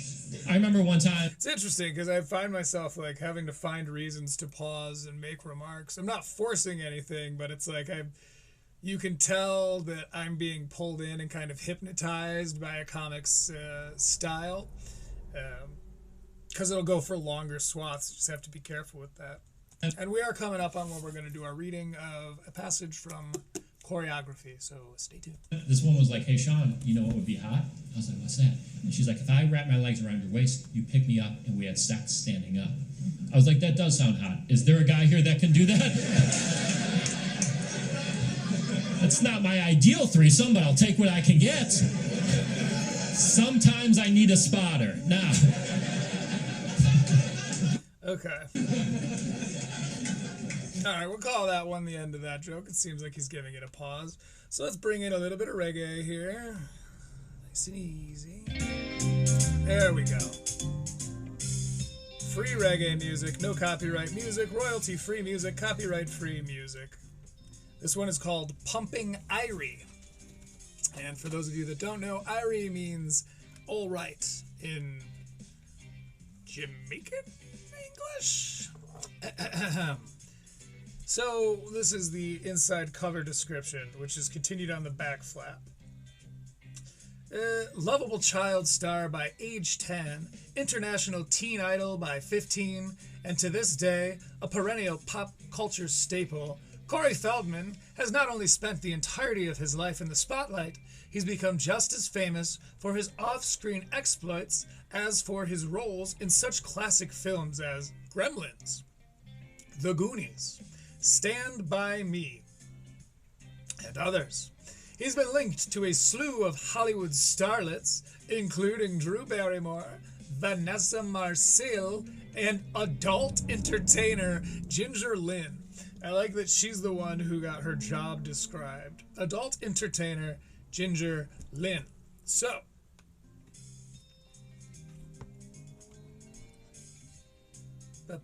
sorry, my reggae cut out on me here.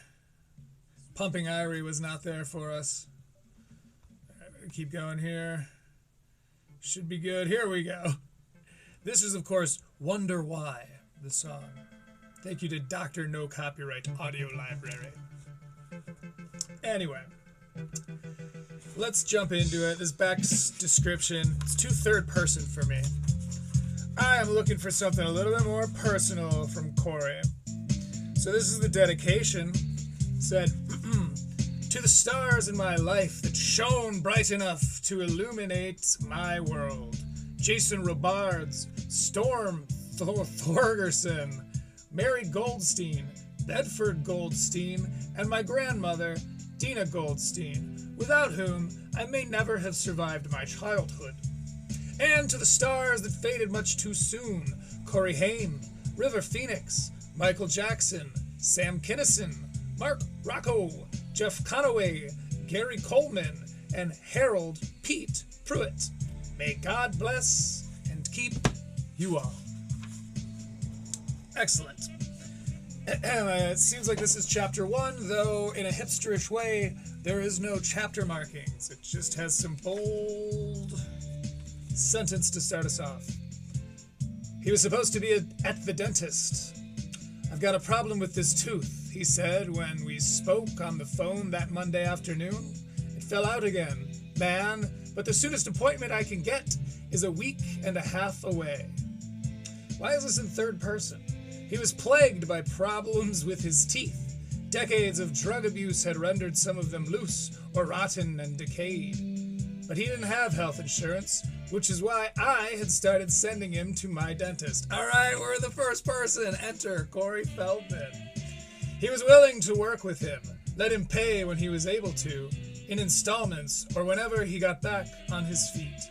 So right out of the gate, we're seeing Corey is a man of charity who looks out for his friends. In our business, there are always ways to make money. Sign 50 autographs at $20 a piece, and you've got yourself an easy grand. Show up to a screening of The Lost Boys, and you might make several times that. True, easy money used to be impossible for him to hold on to. He was an impulsive and irresponsible, and, back when he could still get steady work, would somehow manage to blow through thousands upon thousands of dollars in only a matter of days. But by 2009, shortly after his mother, Judy, was diagnosed with breast cancer, he was getting himself together. He moved her into his 2-bedroom apartment in Burbank and started accompanying her to chemotherapy. He was doing his best to be a better man for his mom. I've actually got an appointment on Wednesday, I told him. Why don't you just take mine and I'll take yours next week? Thanks, man. That would be great. He paused for a moment. I could hear him breathing on the other end of the line. How am I supposed to get there? He didn't have a car either. I told him that I would have my assistant, Robin, pick him up Wednesday morning. She was on her way to his apartment when she turned on the radio and heard the news. Now, we'll read the next chapter in our next installment of Critical Leaks. I like that he keeps them short. That's going to work out quite well for our show. So, let's get back to Shaun Murphy.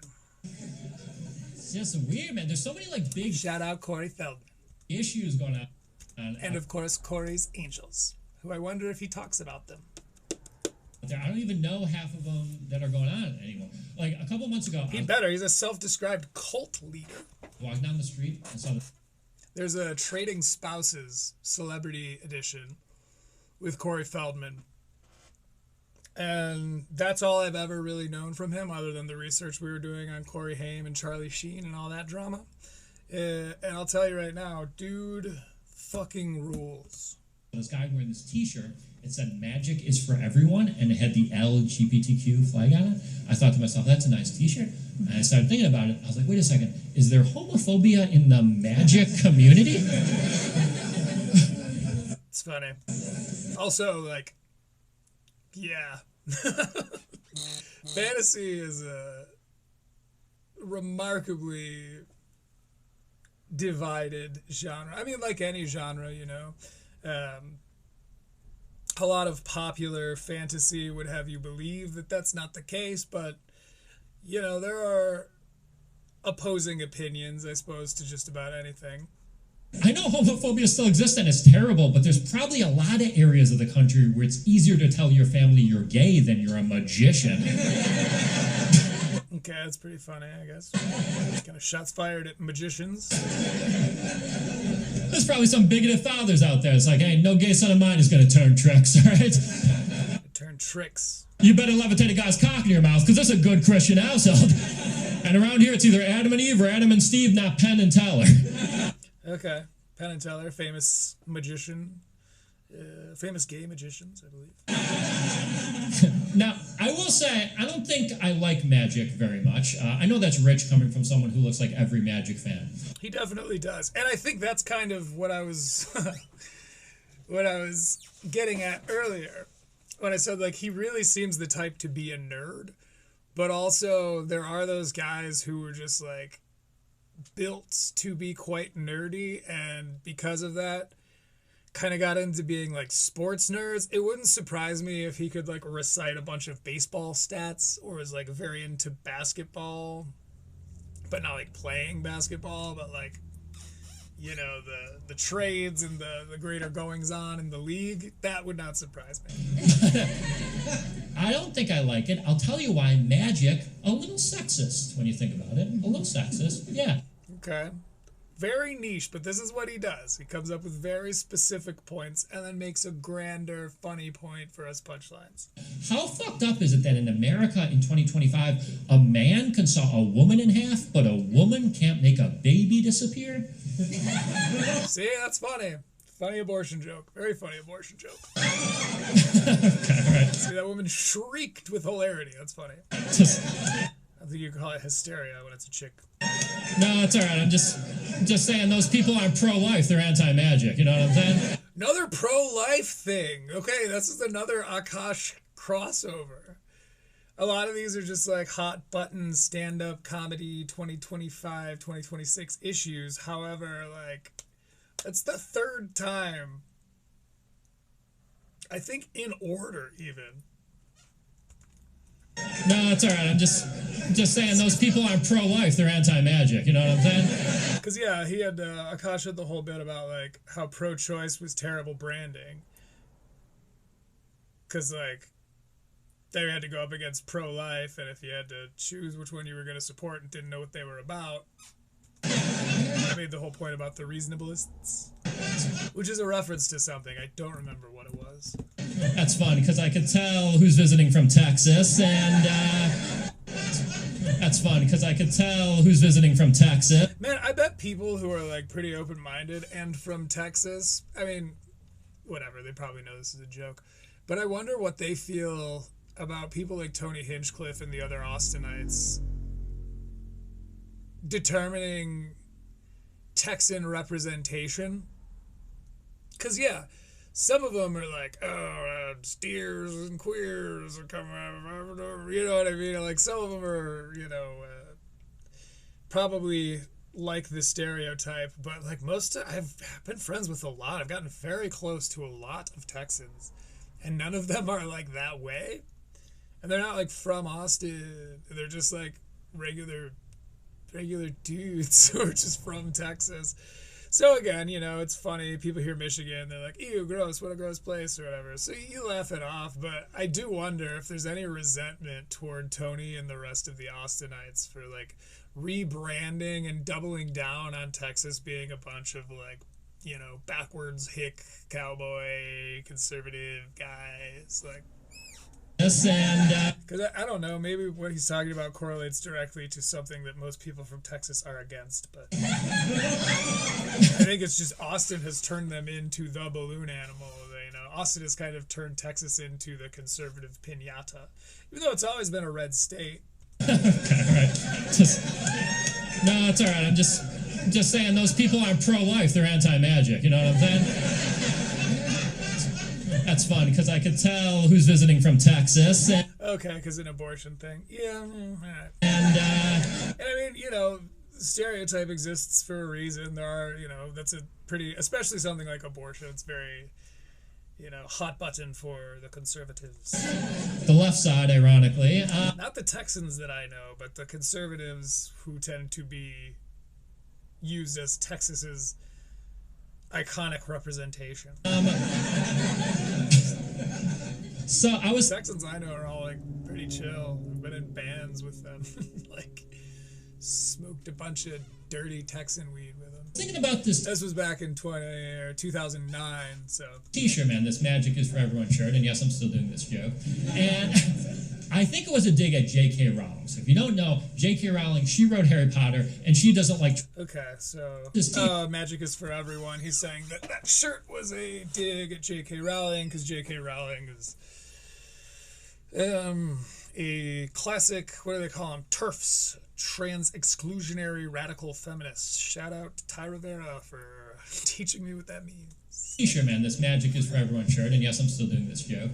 And I think it was a dig at J.K. Rowling. He called it out for being dated. It's not as dated as him saying he's balding, but If you don't know, J.K. Rowling, she wrote Harry Potter, and she who am I to talk? doesn't like trans people. It's her and most famous comedians. Got your asses. And Again, they made themselves the piñata. Tony did it intentionally as far as like his character. He's the heel, you know, so people are supposed to hate him. you know, that must He also doesn't take it particularly well.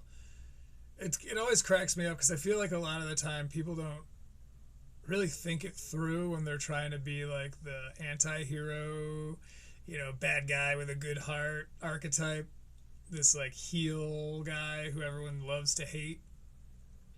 They don't really think it through that like when this works, people are going to hate me. Like, and so they get very like, oh, we hate the Reddit. Oh, you're a Reddit monitor. I see. Because the Kill Tony Reddit largely just hates them. Not like the fighter and the kid necessarily, but like the YouTube comments have always been really harsh. It's always been against Tony. That's the thing. The whole Kill Tony thing is like, never has there been a time where people are like, Tony is cool and knows what he's talking about and isn't the worst. He's always been the butt of that particular joke. And I think most of the time that's cool with him, but every now and again he'll get kind of indignant about like, I don't understand why people think this about us or hate us for this reason. It's like, they hate it because that's like what you've perpetuated. You invented hatred for Tony Hinchcliffe. You've based your entire career around it.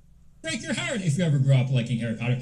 Also, Red Band was on Jesse Jetski Johnson's podcast the other day and kind of made an offhand joke that was pretty telling because we all see the way Tony treats Red Band, but previously he's always kind of been like, we're business partners. What do you do? Blah, blah, blah. And Jesse made a joke like, oh, you know, we're doing Kill Jesse or whatever, and I'm gonna be even meaner to you than Tony. And he was like, I don't know how that's possible. It's like, oh, Red Band, we see it too, buddy. I never liked Harry Potter, despite having this face. Red Band, by the way, again, the Podfather, started YMH Studios / podcast that became the studio for Tom Segura. Started JRE. Started Kill Tony. Like, he does not get the credit that I think time will show that he is due.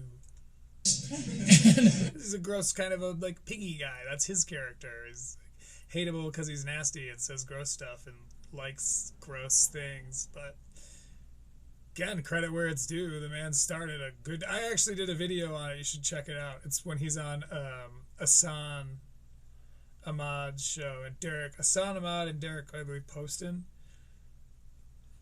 That show is, I can't call it underrated necessarily, but it does feel like they're so consistent. They've had some huge names because Hassan Ahmad, I mean, he's like best friends with all the big stars out there. You always hear him like joke about Hassan. Derek Poston's also around a lot. You know, you hear him brought up. They've been on Kill Tony a few times, but their show gets like 800 views sometimes, like very, very low numbers. I think the last big guest they had on was Brian Redband, and I did a little essay on that. I guess you'd call it an essay. Some people call those things documentaries. I would never go so far as to say I made this a mini doc, but it's definitely some kind of report with clips. I think it's because J.K. Rowling has always annoyed me because about One of the weirdest parts about making videos that way is doing the VO.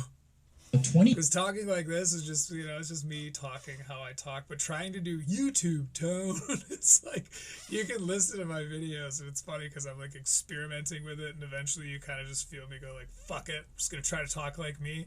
But that can be really hard to do when you're reading, especially reading your own words, trying to sound like yourself. Really, really fuck with you.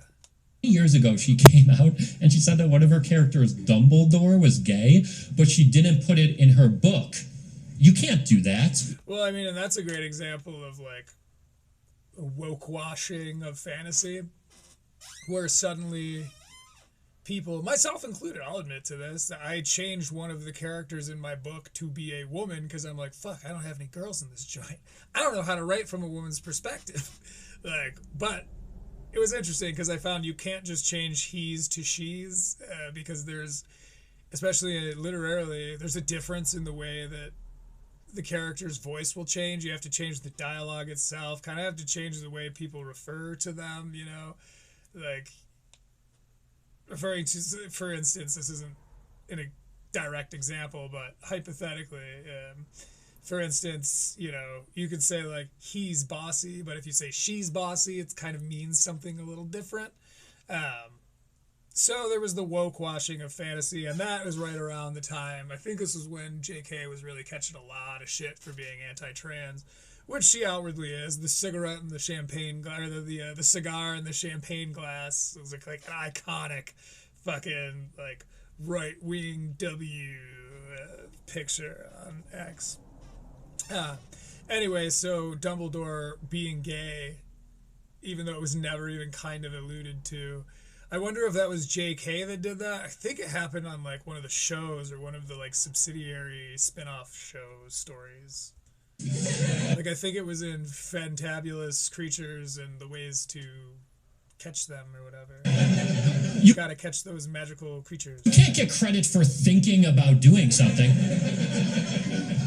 Yeah, that's fair. Imagine if Steve... All right, you know what? I really have to hit the restroom. I gotta tinkle real quick. So I'm going to put on some reggae for you. Not that one, because it's too short. You could be vaping. Not that one, because it has a commercial in front of it, which means it's probably not copyright free. This is Wonder Why again. Listen to the whole bit. I'll be back in a couple of minutes.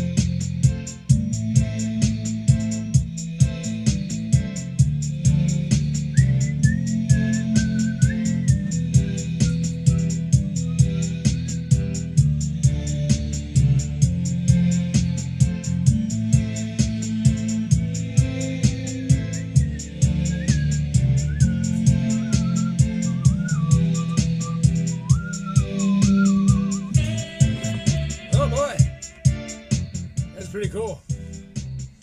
Let's see if this works. See if this is in the key of copyright-free reggae.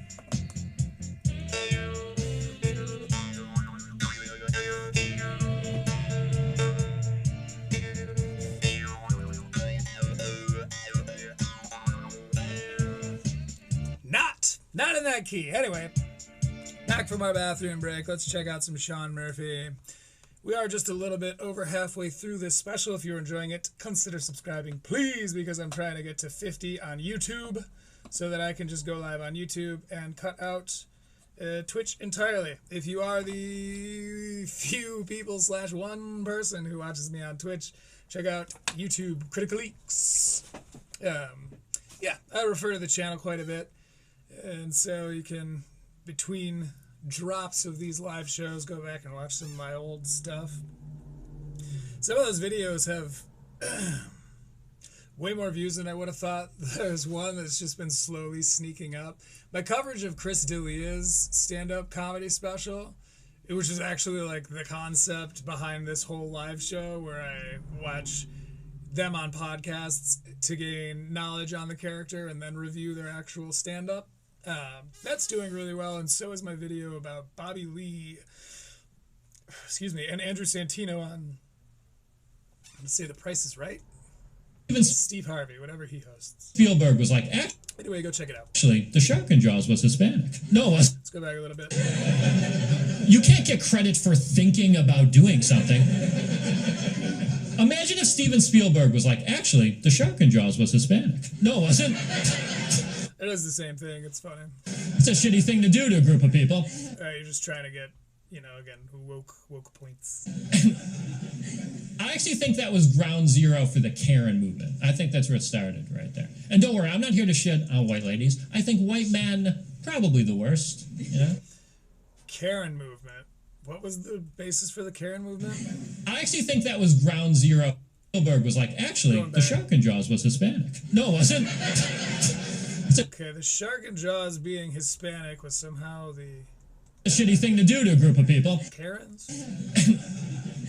I actually think that was ground zero for the Karen movement. I think that's where it started right there. And don't worry, I'm not here to shit on white ladies. I think white men, probably the worst, Bold stance, Shaun. historically, presently. White men are like the Michael Jordan of bigotry. I guess if you're standing in the States, that's definitely true. But I bet you could go other places and probably say the same thing about the dominant population there. I don't know. And again, it's one of those, like, bold stance, bro. Because, like, as a white guy, it's really, like, if you want to get racial, it's pretty much your option. Or being, like... But it annoys me because white women are walking around like they're not Scottie Pippen. You know what I'm saying? White women are walking around like they're not Scottie Pippen. That's a basketball guy. I told you, he's a basketball Jones. You basketball Jones. You can't give us alley-oops for centuries. I got a basketball Jones. And not be in the Is it basketball Jones? From Space Jam? team picture. What are you doing? When he's having his, like, should I do it moment? It's like the basketball Jones montage. And again, I'm not Basketball Jones. trying to shit on white ladies. I love white ladies. I do. My mom's a white lady. He liked that. He cracked himself up. Natalie Portman's a white lady. I also love Natalie Portman. I'm practically a white lady. You know what? That's funny. I'll go a step further in case you don't believe me. I think white women overhated these days. Some of the ways we make fun of white women now, they don't even make sense to me anymore. It's kind of weird because he did the thing earlier where he's like, I guess now it's all the same message, because he was like, I am a white guy even though I look like a girl. I wouldn't say that he doesn't have a very feminine structure. He's a slender guy, but People always do this one. They go, hey, these white I really wish he would make a joke about how he looks like the lizards from Rango. women, they always want to They're like kind of humanoid, but still quite lizard. speak to the manager. Yeah, good. Have you dealt with a corporation recently? It's a fucking nightmare. Dude, I went to Sure, I was at Staples yesterday. Chipotle A real attitude-y Judy over there. recently because I had a gift card. He was sweet at the end of the day, though. And the guy behind the counter goes, we can't take that gift card because our swipe machine is broken. I said, you can just put it in manually. And he said, and I quote, nah. Yeah? Nah. He said, and I quote, nah. That's really, really funny. Shaun Murphy, best special of 2026 so far. Get it? That's it, just nah. So I went to complain on Chipotle.com. This is a true story. So down here in my suggesteds, we've got this guy, Jacob Samuel, who has a special called Horsepower. It's his full comedy special at 47 minutes-ish long. Came out 3 days ago and has 2.5K views. I think I want to start going a little bit deeper when it comes to these like comedy specials coming out. obviously, if one of the like buzzword names, like I googled earlier who's putting one out this year. February is going to be a big month for comedy specials. There's a bunch of them coming out. And you know, it's February, so I think probably like focusing on some black comics. That'll be fun. You know, fun theme. But I do like the idea of following guys who are like Jacob Samuel. Who the hell is that guy? I'll look into it a little bit. We may well, you know, if you're on Twitch, you'll probably see me in the next couple of days. If you're up on YouTube, you'll probably see it in a month or two. But we're going to go over this thing. By the way, schedule-wise, I imagine that will change. As of now, what I do is I record on Twitch and then I send them over to YouTube to come out every Monday at 3 p.m. Eastern, because that's always been my schedule, and I'm trying to, like, I think that's what you do algorithmically. But when I'm on just doing it on YouTube, I'll probably keep this same frequency or something near it, and just let them go public then. So if that helps to tell your friends to go get me to 50, please. I don't want to have to learn OBS so bad. Chipotle gave me a coupon for free guacamole that expired in 2 days. Suck my dick and lick my burrito bowl. I was so upset. Lick my burrito bowl. Okay, he was talking about like corporations and... Okay.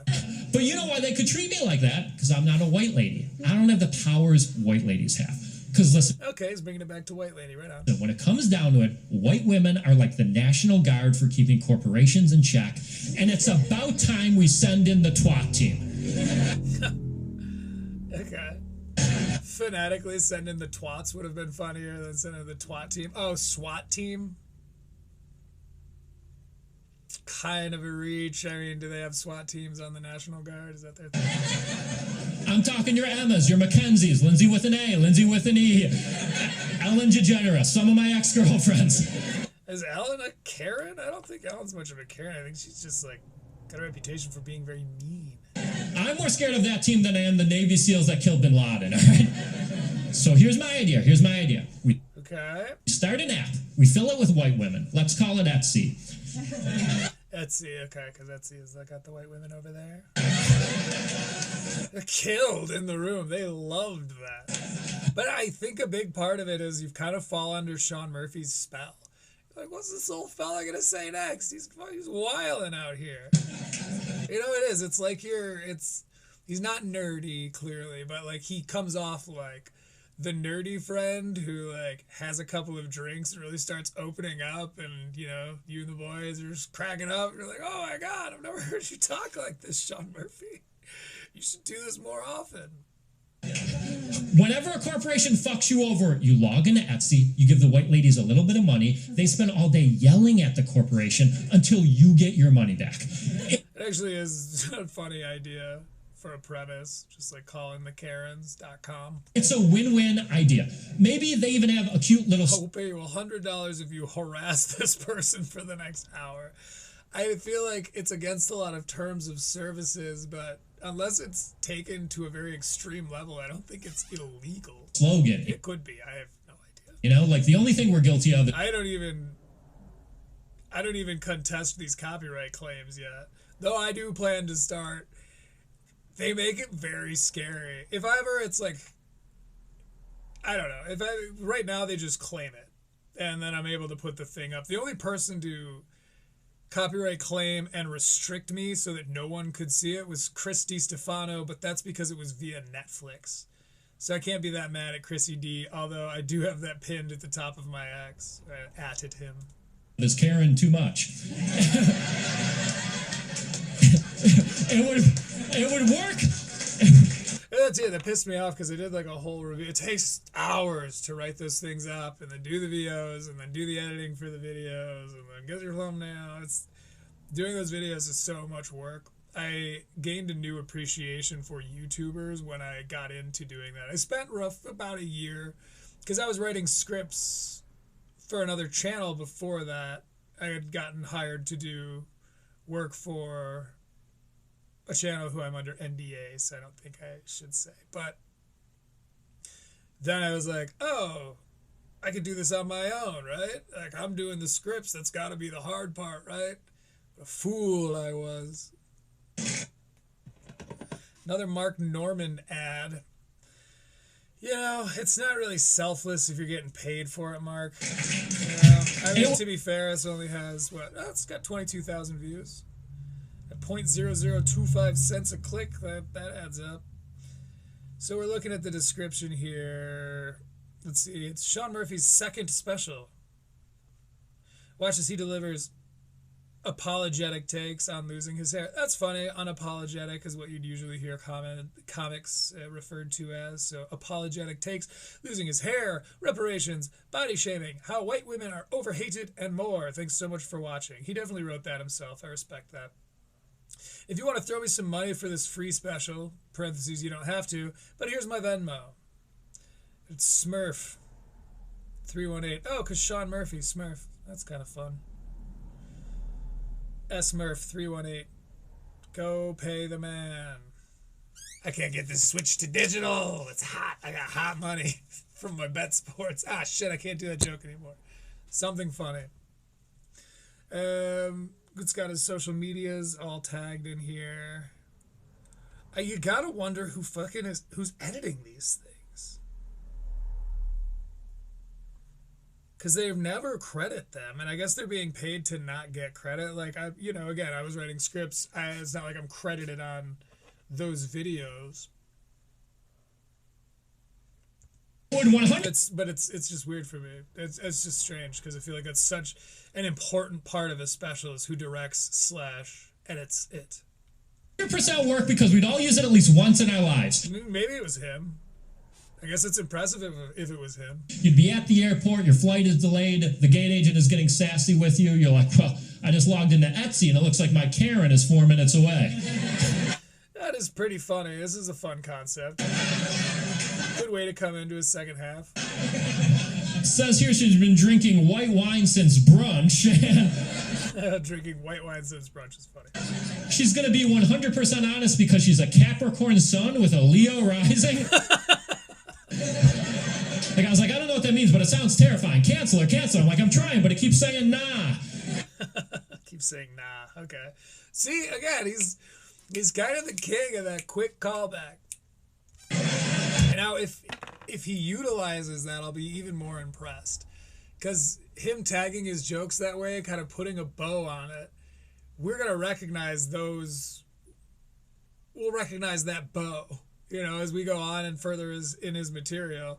If he's able to use that specific phrasing, cheese sack or, the nah or whatever, it'll be even more satisfying for us, the audience. Because he's good at calling back very quickly, but I haven't seen any long-term callbacks yet. Long-running, rather. I don't know, though. A lot of things out there I'm confused by. It's kind of a New York slide. This is a little more related because the first thing confused him.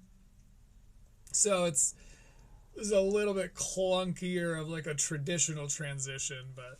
A lot of things about politics confuse me. I have a very apolitical opinion, very apolitical.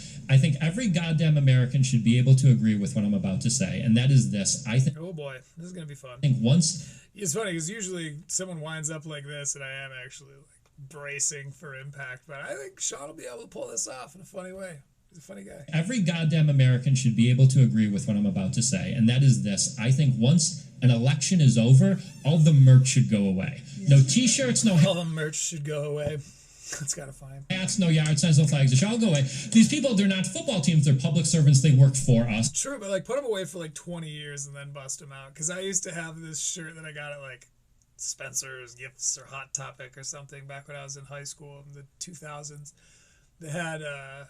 George Bush and Dick Cheney, and they were both wearing "I'm with Stupid" t-shirts. There was an era where that stopped being funny, but now that would be a fucking classic. And that's the only way we can hold anyone accountable. And I think it's gotten too weird, man. I was walking around in the suburbs recently. I saw a house full of flags that said Trump 2024, and I don't know if you guys know this. It's 2025. That's funny. People do be doing that. Hell, I live in the South. That would be like if I had a flag outside my apartment that said, "Thanks, Rachel, for taking my virginity."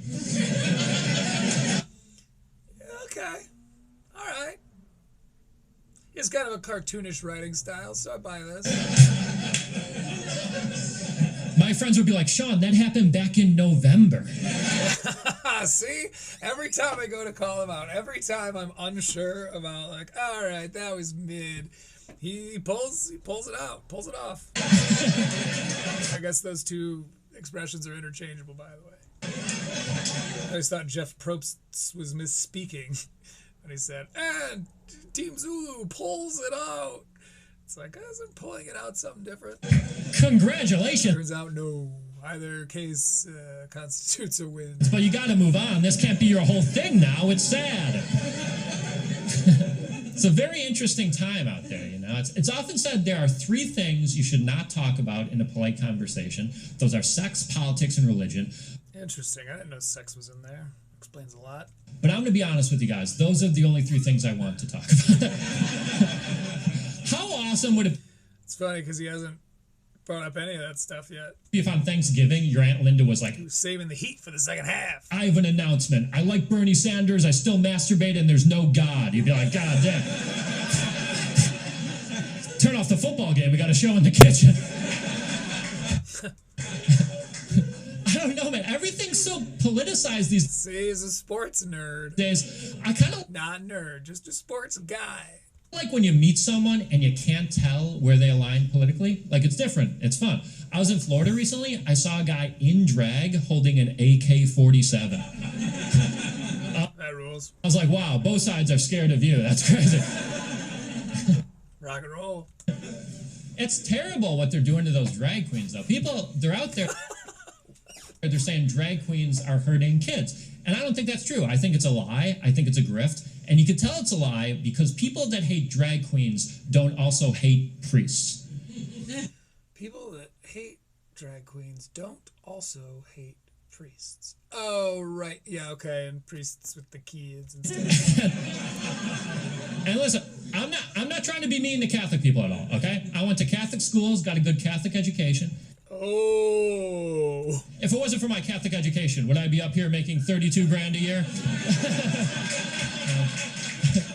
That's funny. Kind of my joke, but sure, you can have it. Who's to say, you know? I'm simply saying, when it comes to priests, at what point do you lose your working with kids privileges? I would say it's like, Oh boy. Another ad. They're getting higher in concentration. You see this. This is a style. I think comedians think they're being slick when they do this. They'll put in an ad break, 3 minutes in, and then 9 minutes in, and 15, 18, 20 minutes in. Like, they start getting, again, higher in concentration. But don't worry. Because they know they already got you. By this time, they're already paying attention, so we'll just... Don't worry, I have an idea to solve the whole thing. I think we should start treating priests the same way we treat cops. I think both need to wear body cams. He has had more unique, fun, genuine, right amount of edgy jokes in his 28 minutes that I've seen of this 41-minute special. He's had more than some of these comedians have ever had, that I've ever heard some of these comedians make in their entire body of work. Tony Hinchcliffe, even, I'll say. He doesn't tend to placate people or toe the line at being lukewarm or very acceptable, but he also has never rapid fired hot takes on us before. It's always just nowadays, especially because he did that one. He put out Red Bar covered it, but he did some comedy thing after the Puerto Rico. It might not even still be up, but it was a series of jokes, I guess a comedy special. It was just him kind of pretending to be a different guy, I guess, but none of us have ever really seen Tony's. Some people saw one shot. I haven't seen it. You can't find it anywhere. It's scrubbed from the internet. We've only really seen him in roasts or on Kill Tony or that one stand-up comedy set where, again, he's talking completely out of his voice. He's kind of trying to be more like a Ron White type. Low down, kind of telling a story about being Republican. You know? And I think both should be heavily armed. Both what? Oh, cops and priests heavily armed. Okay. And I think both should be heavily armed. Cops for obvious reasons, and then priests because if there's anyone that hates a school shooting, it's a possible pedophile. Okay. He's a very funny guy.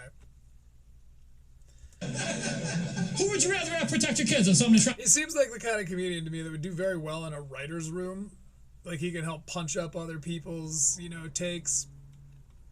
I think I would watch something he was a part of the writing team for. To fuck them. What are you, crazy? That guy will go hard for your kids. He will literally go hard for your kids. Some of you are getting uncomfortable because you hate great ideas, but this would work. Someone would run into the rectory like, oh my god, this maniac just... Someone would run into the what? This would work.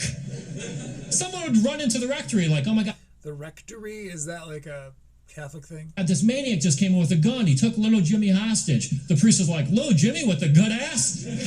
God damn it. It's sort of elaborating, but okay. Well, you tell him you're about to send in the Father, the Son, and the Holy Spirit.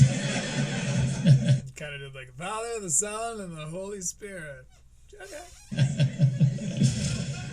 He's earned a lot of goodwill in this special. But I'm confused by a lot, gang. I am. A lot confuses me. A lot of things about sex confuse me. Yeah.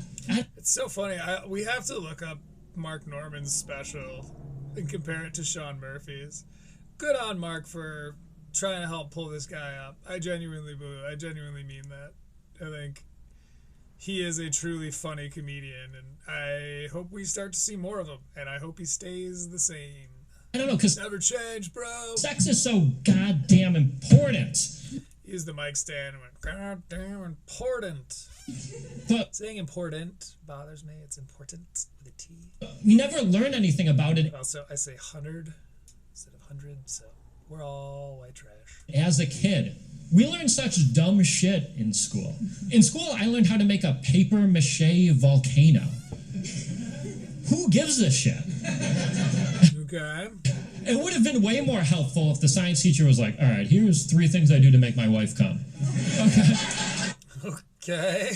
You did go to Catholic school, my God.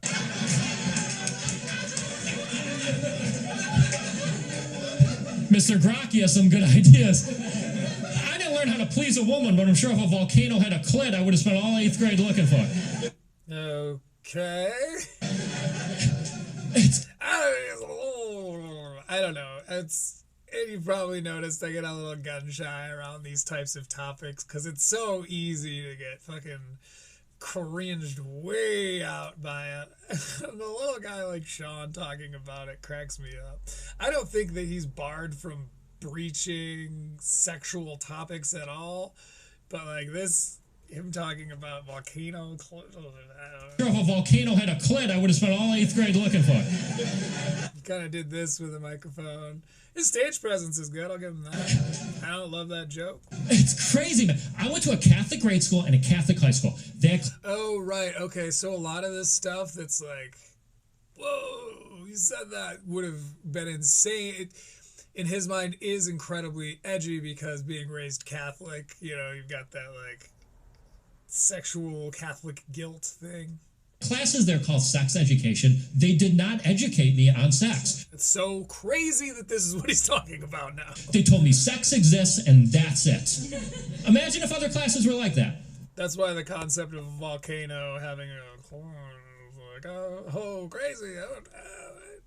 I don't know. Imagine if you went to an English class and they're like, words become sentences, sentences become stories, end of class. You even think about stories again, you go straight to hell.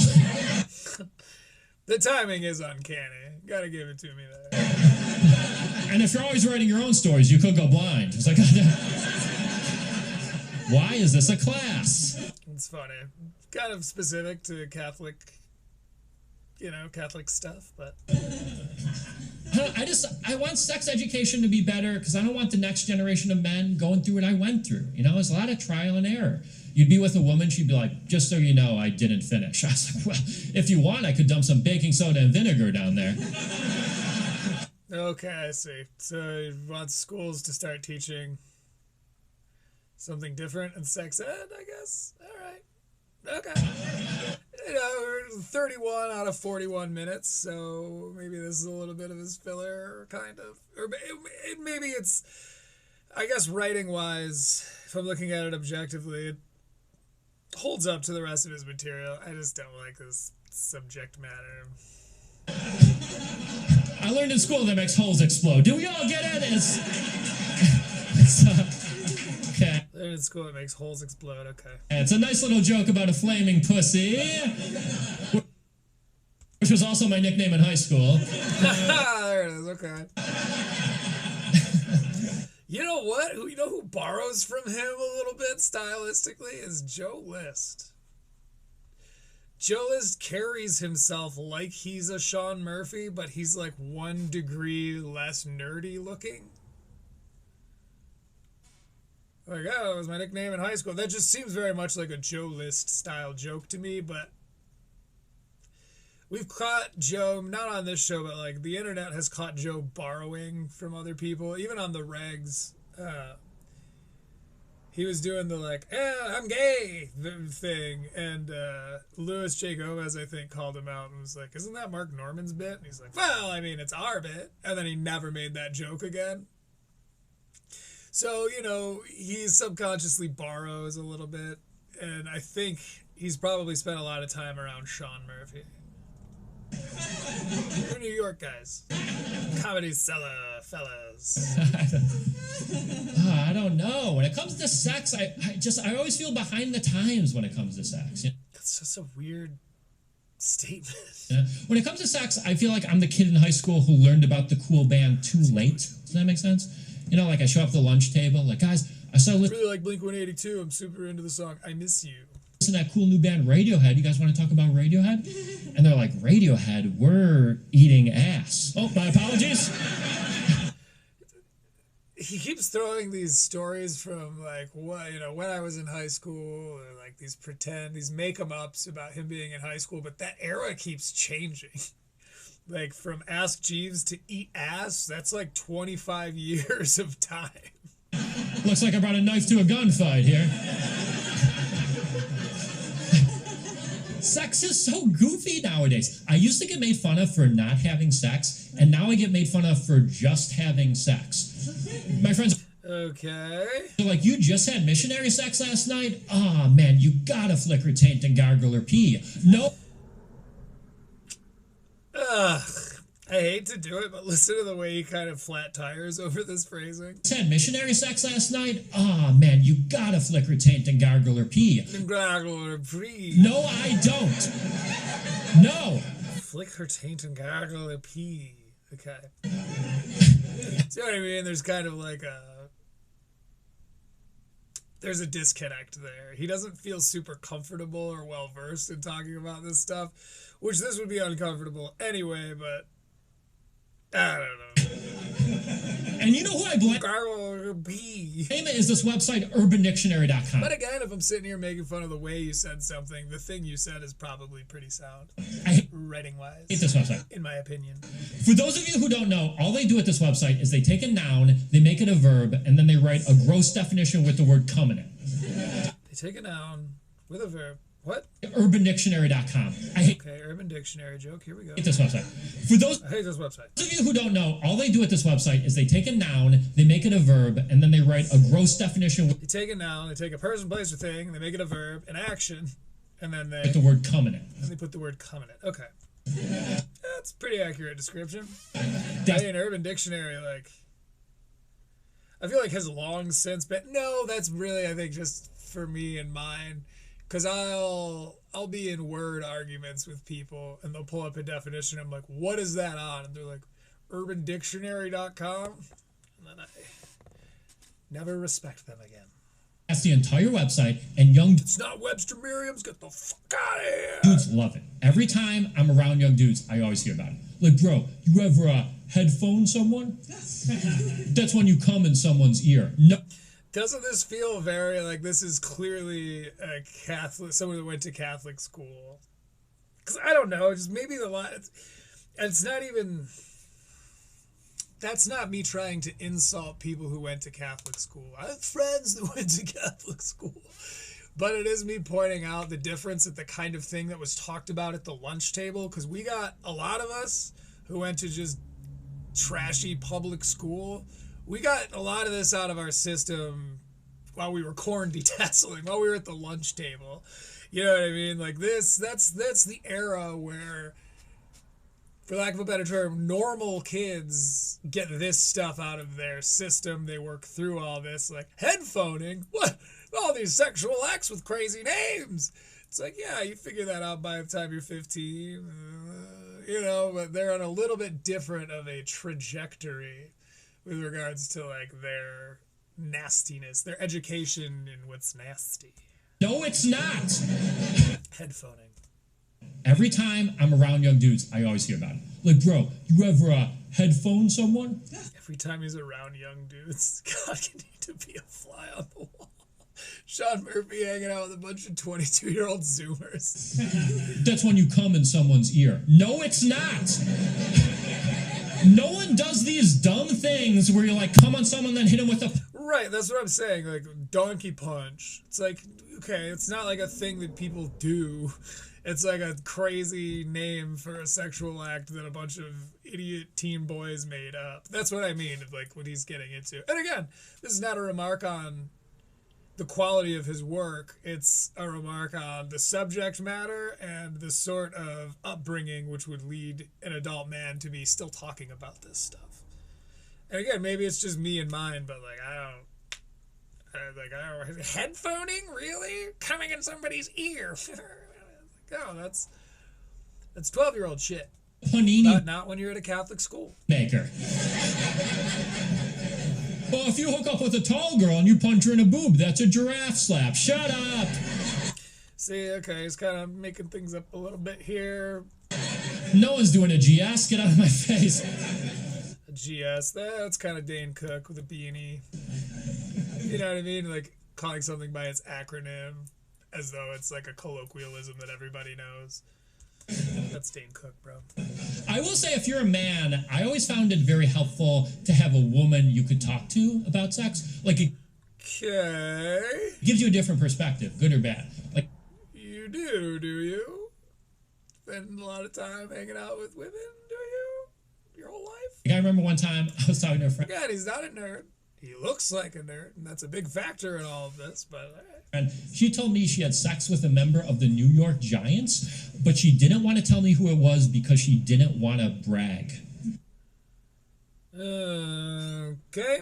But again, he's proven me wrong before. I get a little wary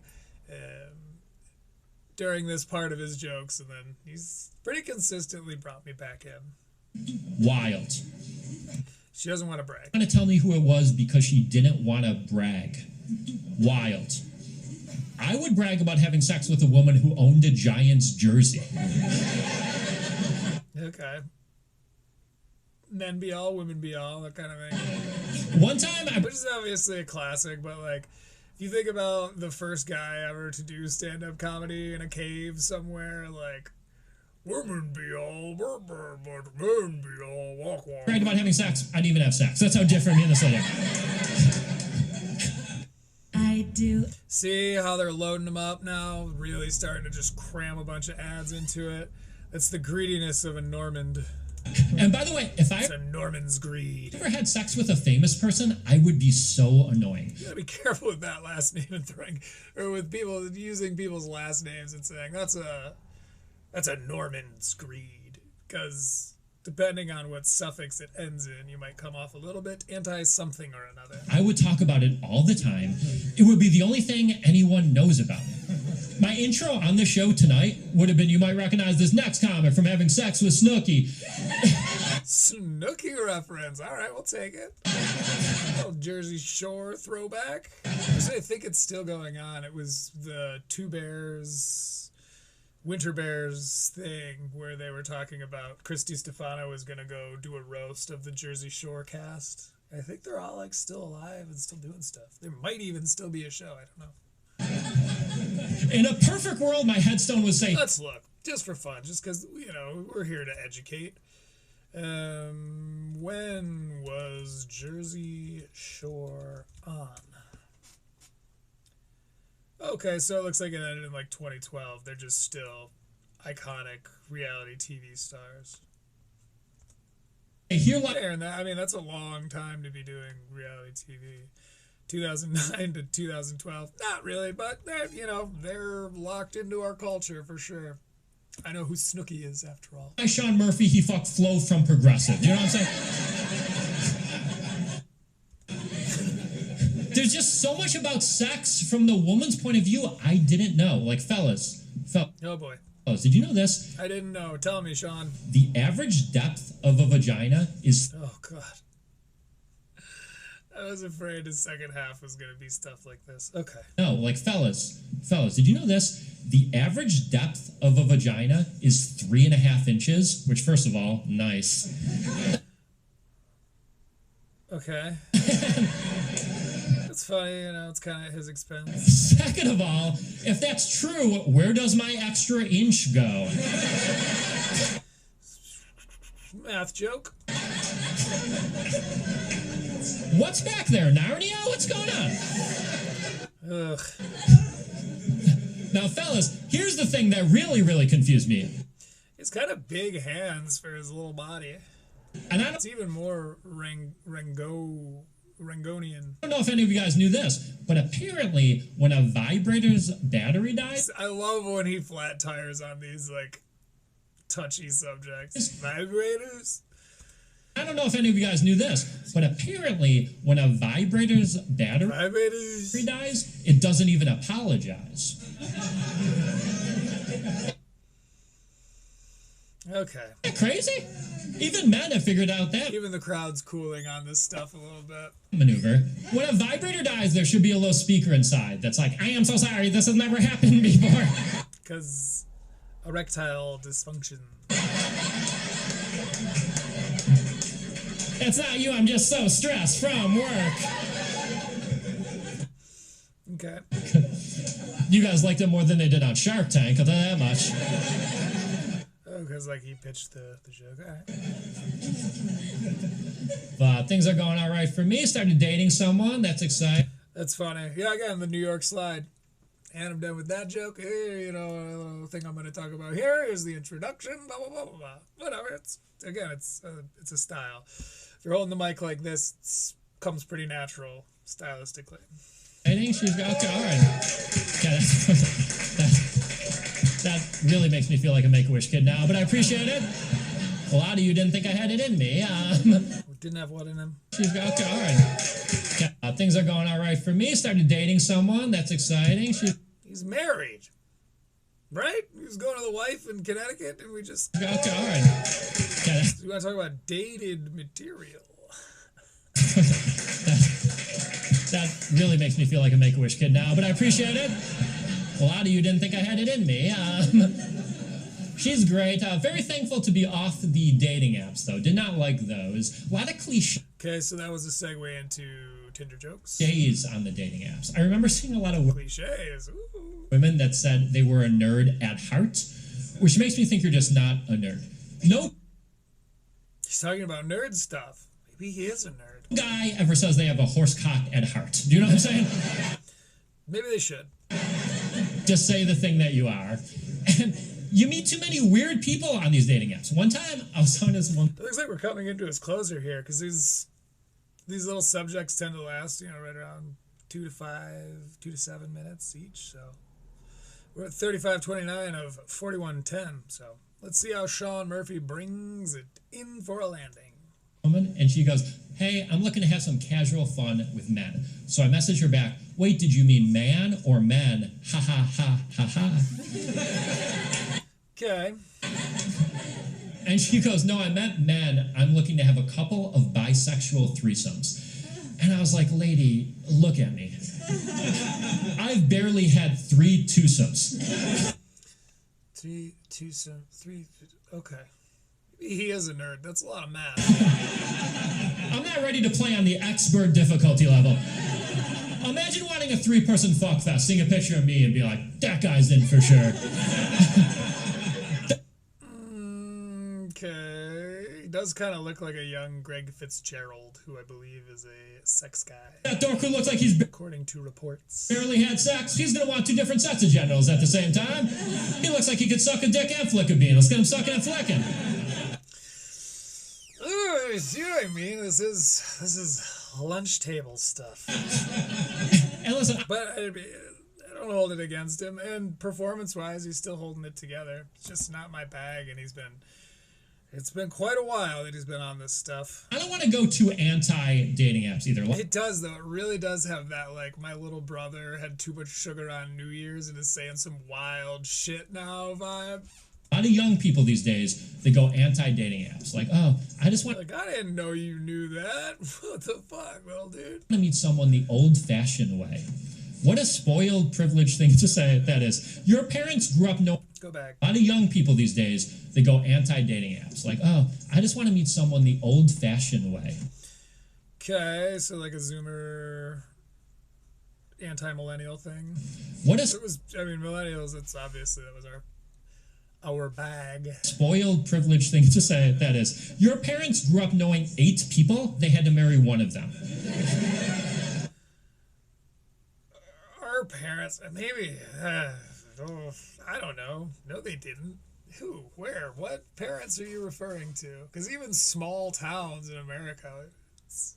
You think your mom didn't want to date a doctor? You think your dad didn't want to fuck a Puerto Rican? What are we doing here? Okay. It's crazy. And here's the thing, meeting someone the old-fashioned way is still tough. One time, I went on a date with someone I met the old-fashioned way. I found The volume on this is a little bit crazy because it gets louder the closer the mic gets to his mouth, which in a practical, diegetically is how it sounds in the room. But you can do things in post to fix that. You can compress the whole, bring your highs and your lows all closer to the middle there.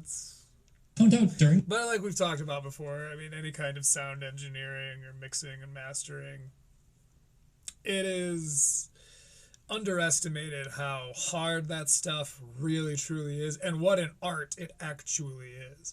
Because it's so easy to just put stuff online right now, but like even Ryan George, who used to do, sometimes still does, the movie pitch thing where he plays 2 different guys, the studio executive and the writer pitching the movie, and they kind of roast different movies and plots that way. He blew the speaker on one of my MacBooks because it was poorly mixed, and the low end was just dimed out because when you listen to it, it sounds fuller that way, and it makes it seem like it sounds good, but it's pushing too much through that speaker. And it did. I genuinely believe it was movie pitches that, because if you go back and listen to some of them from like 2017-ish, they're bad. They're mixed very poorly, and he was making money by that time. It's just people underestimate how important it is. The date that she was a doomsday prepper. That's why the volume for me has been a little bit all over the place, because I'm kind of trying to meet him halfway as he's like moving the mic around and getting very quiet and then being right up here on it. It's like for my big speakers, you can really hear the difference. And she had recently built up old-fashioned way. I found out during the date that she was a doomsday prepper, and she had recently built a panic room, which, first of all, any room could be a panic room of Doomsday Prepper, again, this feels kind of dated, but, it's a special. So, like we've said, sometimes they take years putting this stuff together. Even 5 years ago, I think, is when the Doomsday Prepping thing kind of died, because that was post-pandemia, where we saw, like, doomsday of our day and age, and it stopped being, like, a fun hobby that people had. 5 minutes and thinking about my future. Because it used to be, like, preparing for the zombie apocalypse. And then, like, there was actually, like, an airborne pandemic. Everyone just, like, stayed inside and watched YouTube. Earlier today, someone was like, Shaun, how much money do you have in the bank? I'm like, shit, we're currently in a panic room. How much money do you, what? Thinking about my future. First First of all, any room could be a panic room if I'm in it and thinking about my future. Okay, because he's prone to panicking. I could have guessed that. Earlier today, someone... And because I could have guessed it, that's funny. Good self... Again, he knows how to win us back with his self-deprecation. And that's powerful. was like, Shaun, how much money do you have in the bank? I'm You might not be into magic, but you're kind of a wizard, my little friend. like, shit, we're currently in a panic room. And second, imagine having so much money you build a room you may never use. I've never had that type of money. I've never been giving a tour of my apartment. Like, that's the bedroom, that's the bathroom. Oh, this is the Heidi Klum fuck room right in here. Heidi Klum, very, very, very dated reference. I remember. That's where we go. About, like, Heidi Klum is like a model. She was like a Sports Illustrated model, I think. She was like one of the, like, famous hot ladies, you know, comparable to, like, your Carmen Electras. Pretty much comparable era to that. So Heidi Klum, fuck room. She comes over and she's horny. You see, I'm a bit of a Klumsday prepper. You am saying horny. And Klumsday prepper. I'll tell you guys the weirdest conversation Maybe that's why it had to be Heidi Klum. I ever got into on a dating app. I was talking to this woman. She was black. She was from the Ivory Coast, and her English was not great. This is a true story. It's important you'll know that. You'll see why in 5 seconds. She goes, hey, my name's Nigella, but my nickname is spelled Nigs, and when we meet up tonight, you can just call me that. No, I can't.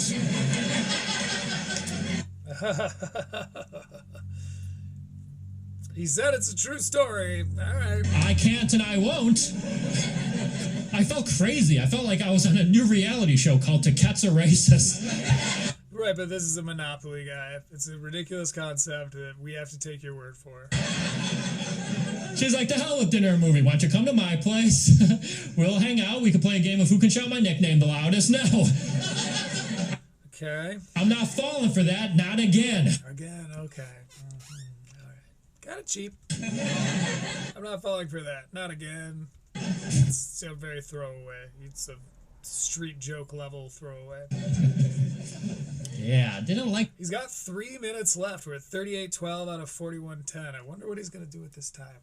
And I swear to God, if he just goes, I have to leave now.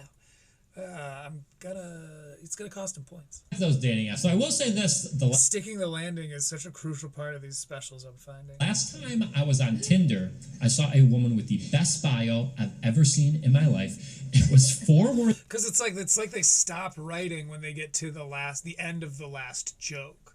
And where that might feel intuitive, you need your conclusion. Get to the end of like, okay, so let's say you've got all your jokes already written and you're figuring out what order they work best in. When you have the one you decide is going to be your closer, rework it so that it can be a little bit more conclusionary and you can kind of bring resolution to some of these other like story beats that you've brought up.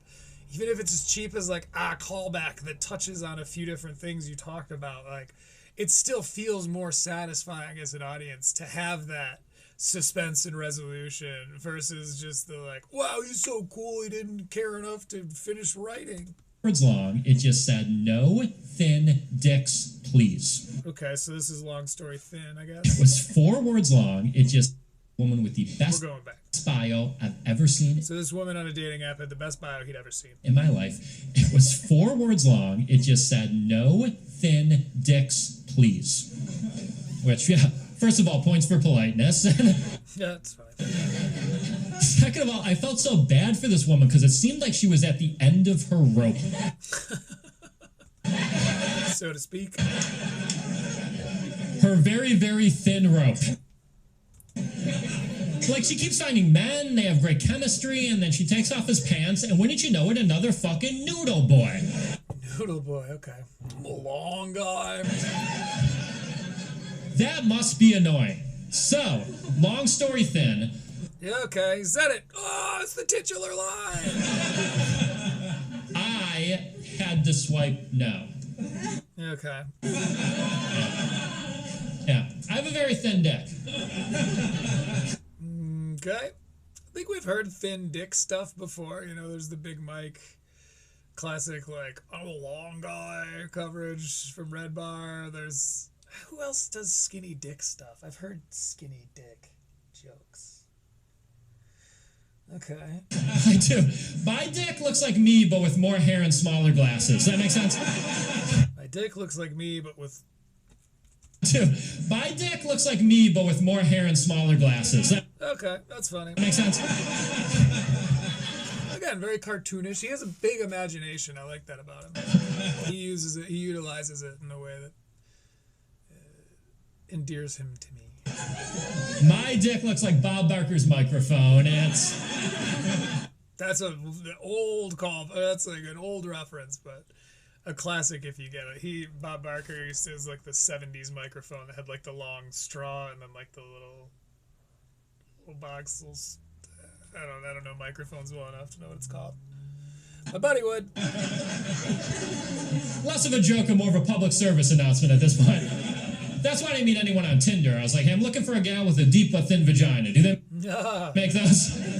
Message me if you have a DBTV. No one ever did. DBTV. If you have a DBTV is... Vagina. Do they make those? Message me if you have a DBTV. DBTV. A but thin vagina. No one ever did. A DBTV.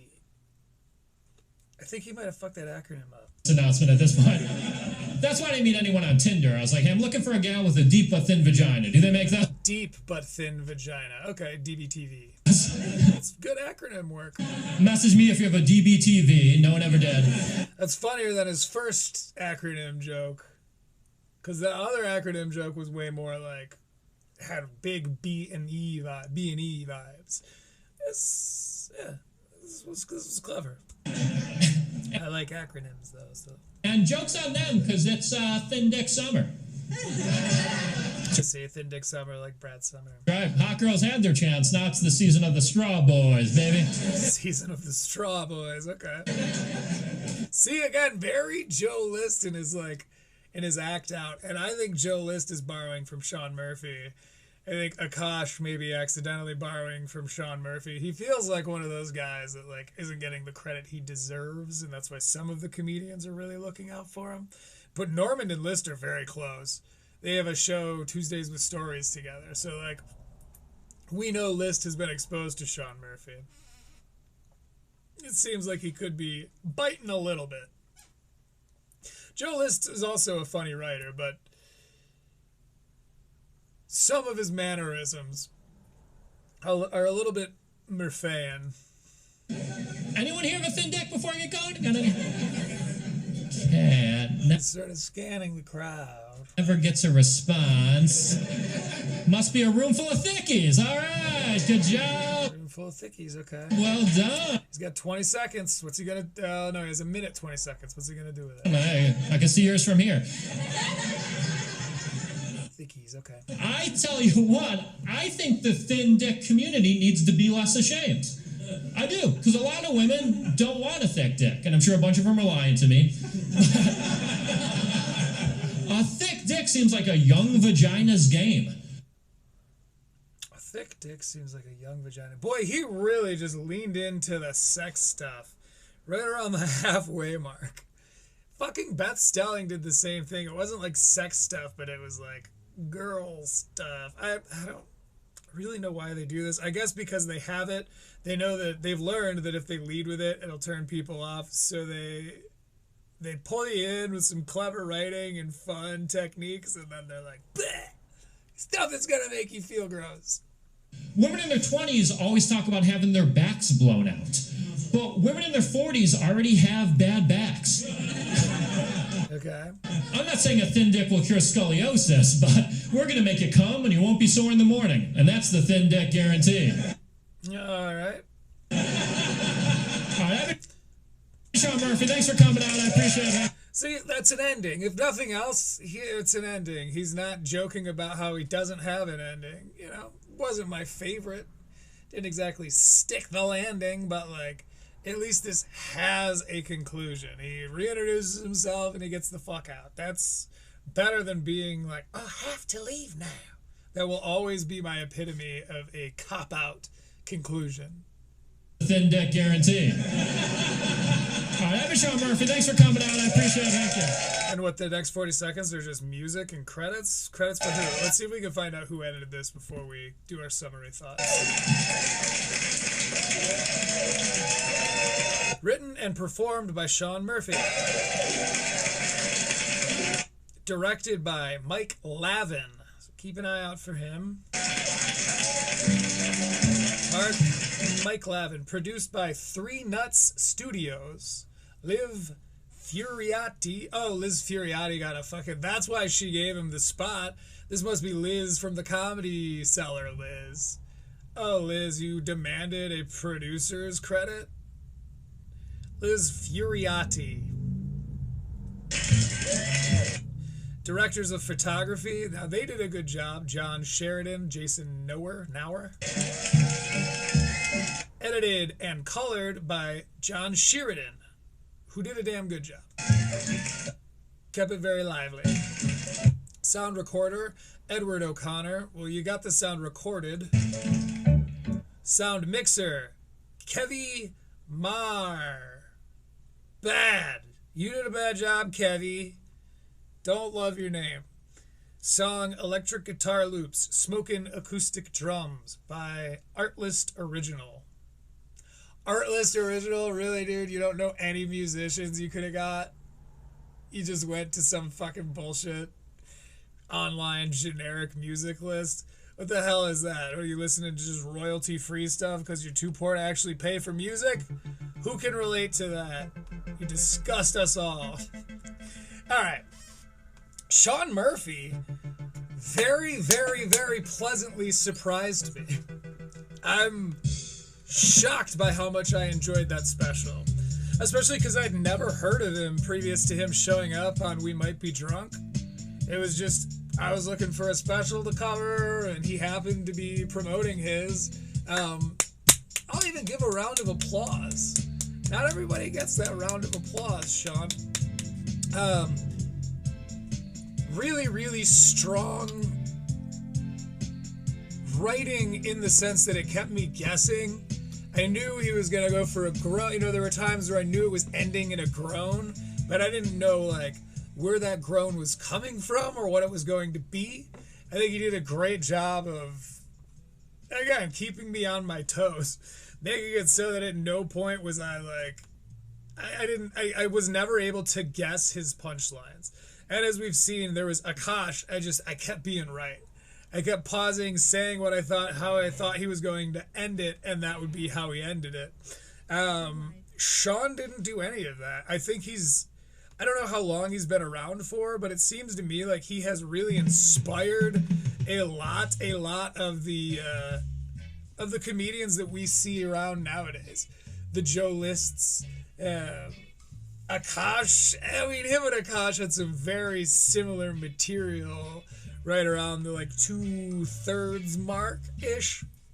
I didn't love that he leaned so far into the schoolboy sex stuff. Again, that, like, cafeteria talk, which is different from locker room talk, because I feel like locker room talk is more like dudes being dudes, saying gross dude stuff, and this is more like your first time experimenting with some of these words, or the concept of, like, sexual acts that have silly names.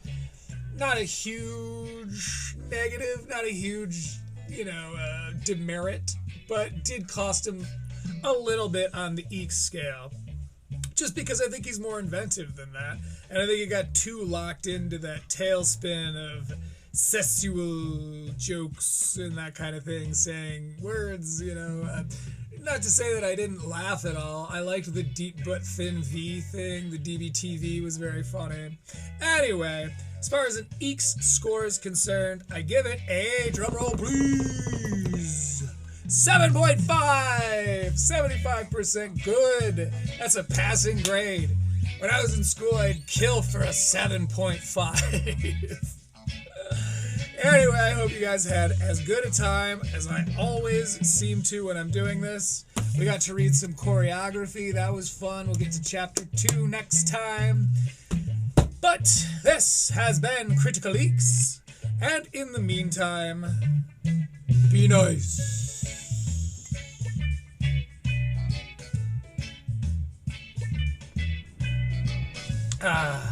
Shaun Murphy, boys. He did good. Not bad for an Irishman. Have a fantastic time in the meantime. I'll see you all later. I gotta wait for it to resolve. Comedians, take note. This is how you let something resolve. God damn it, there's no resolutory note.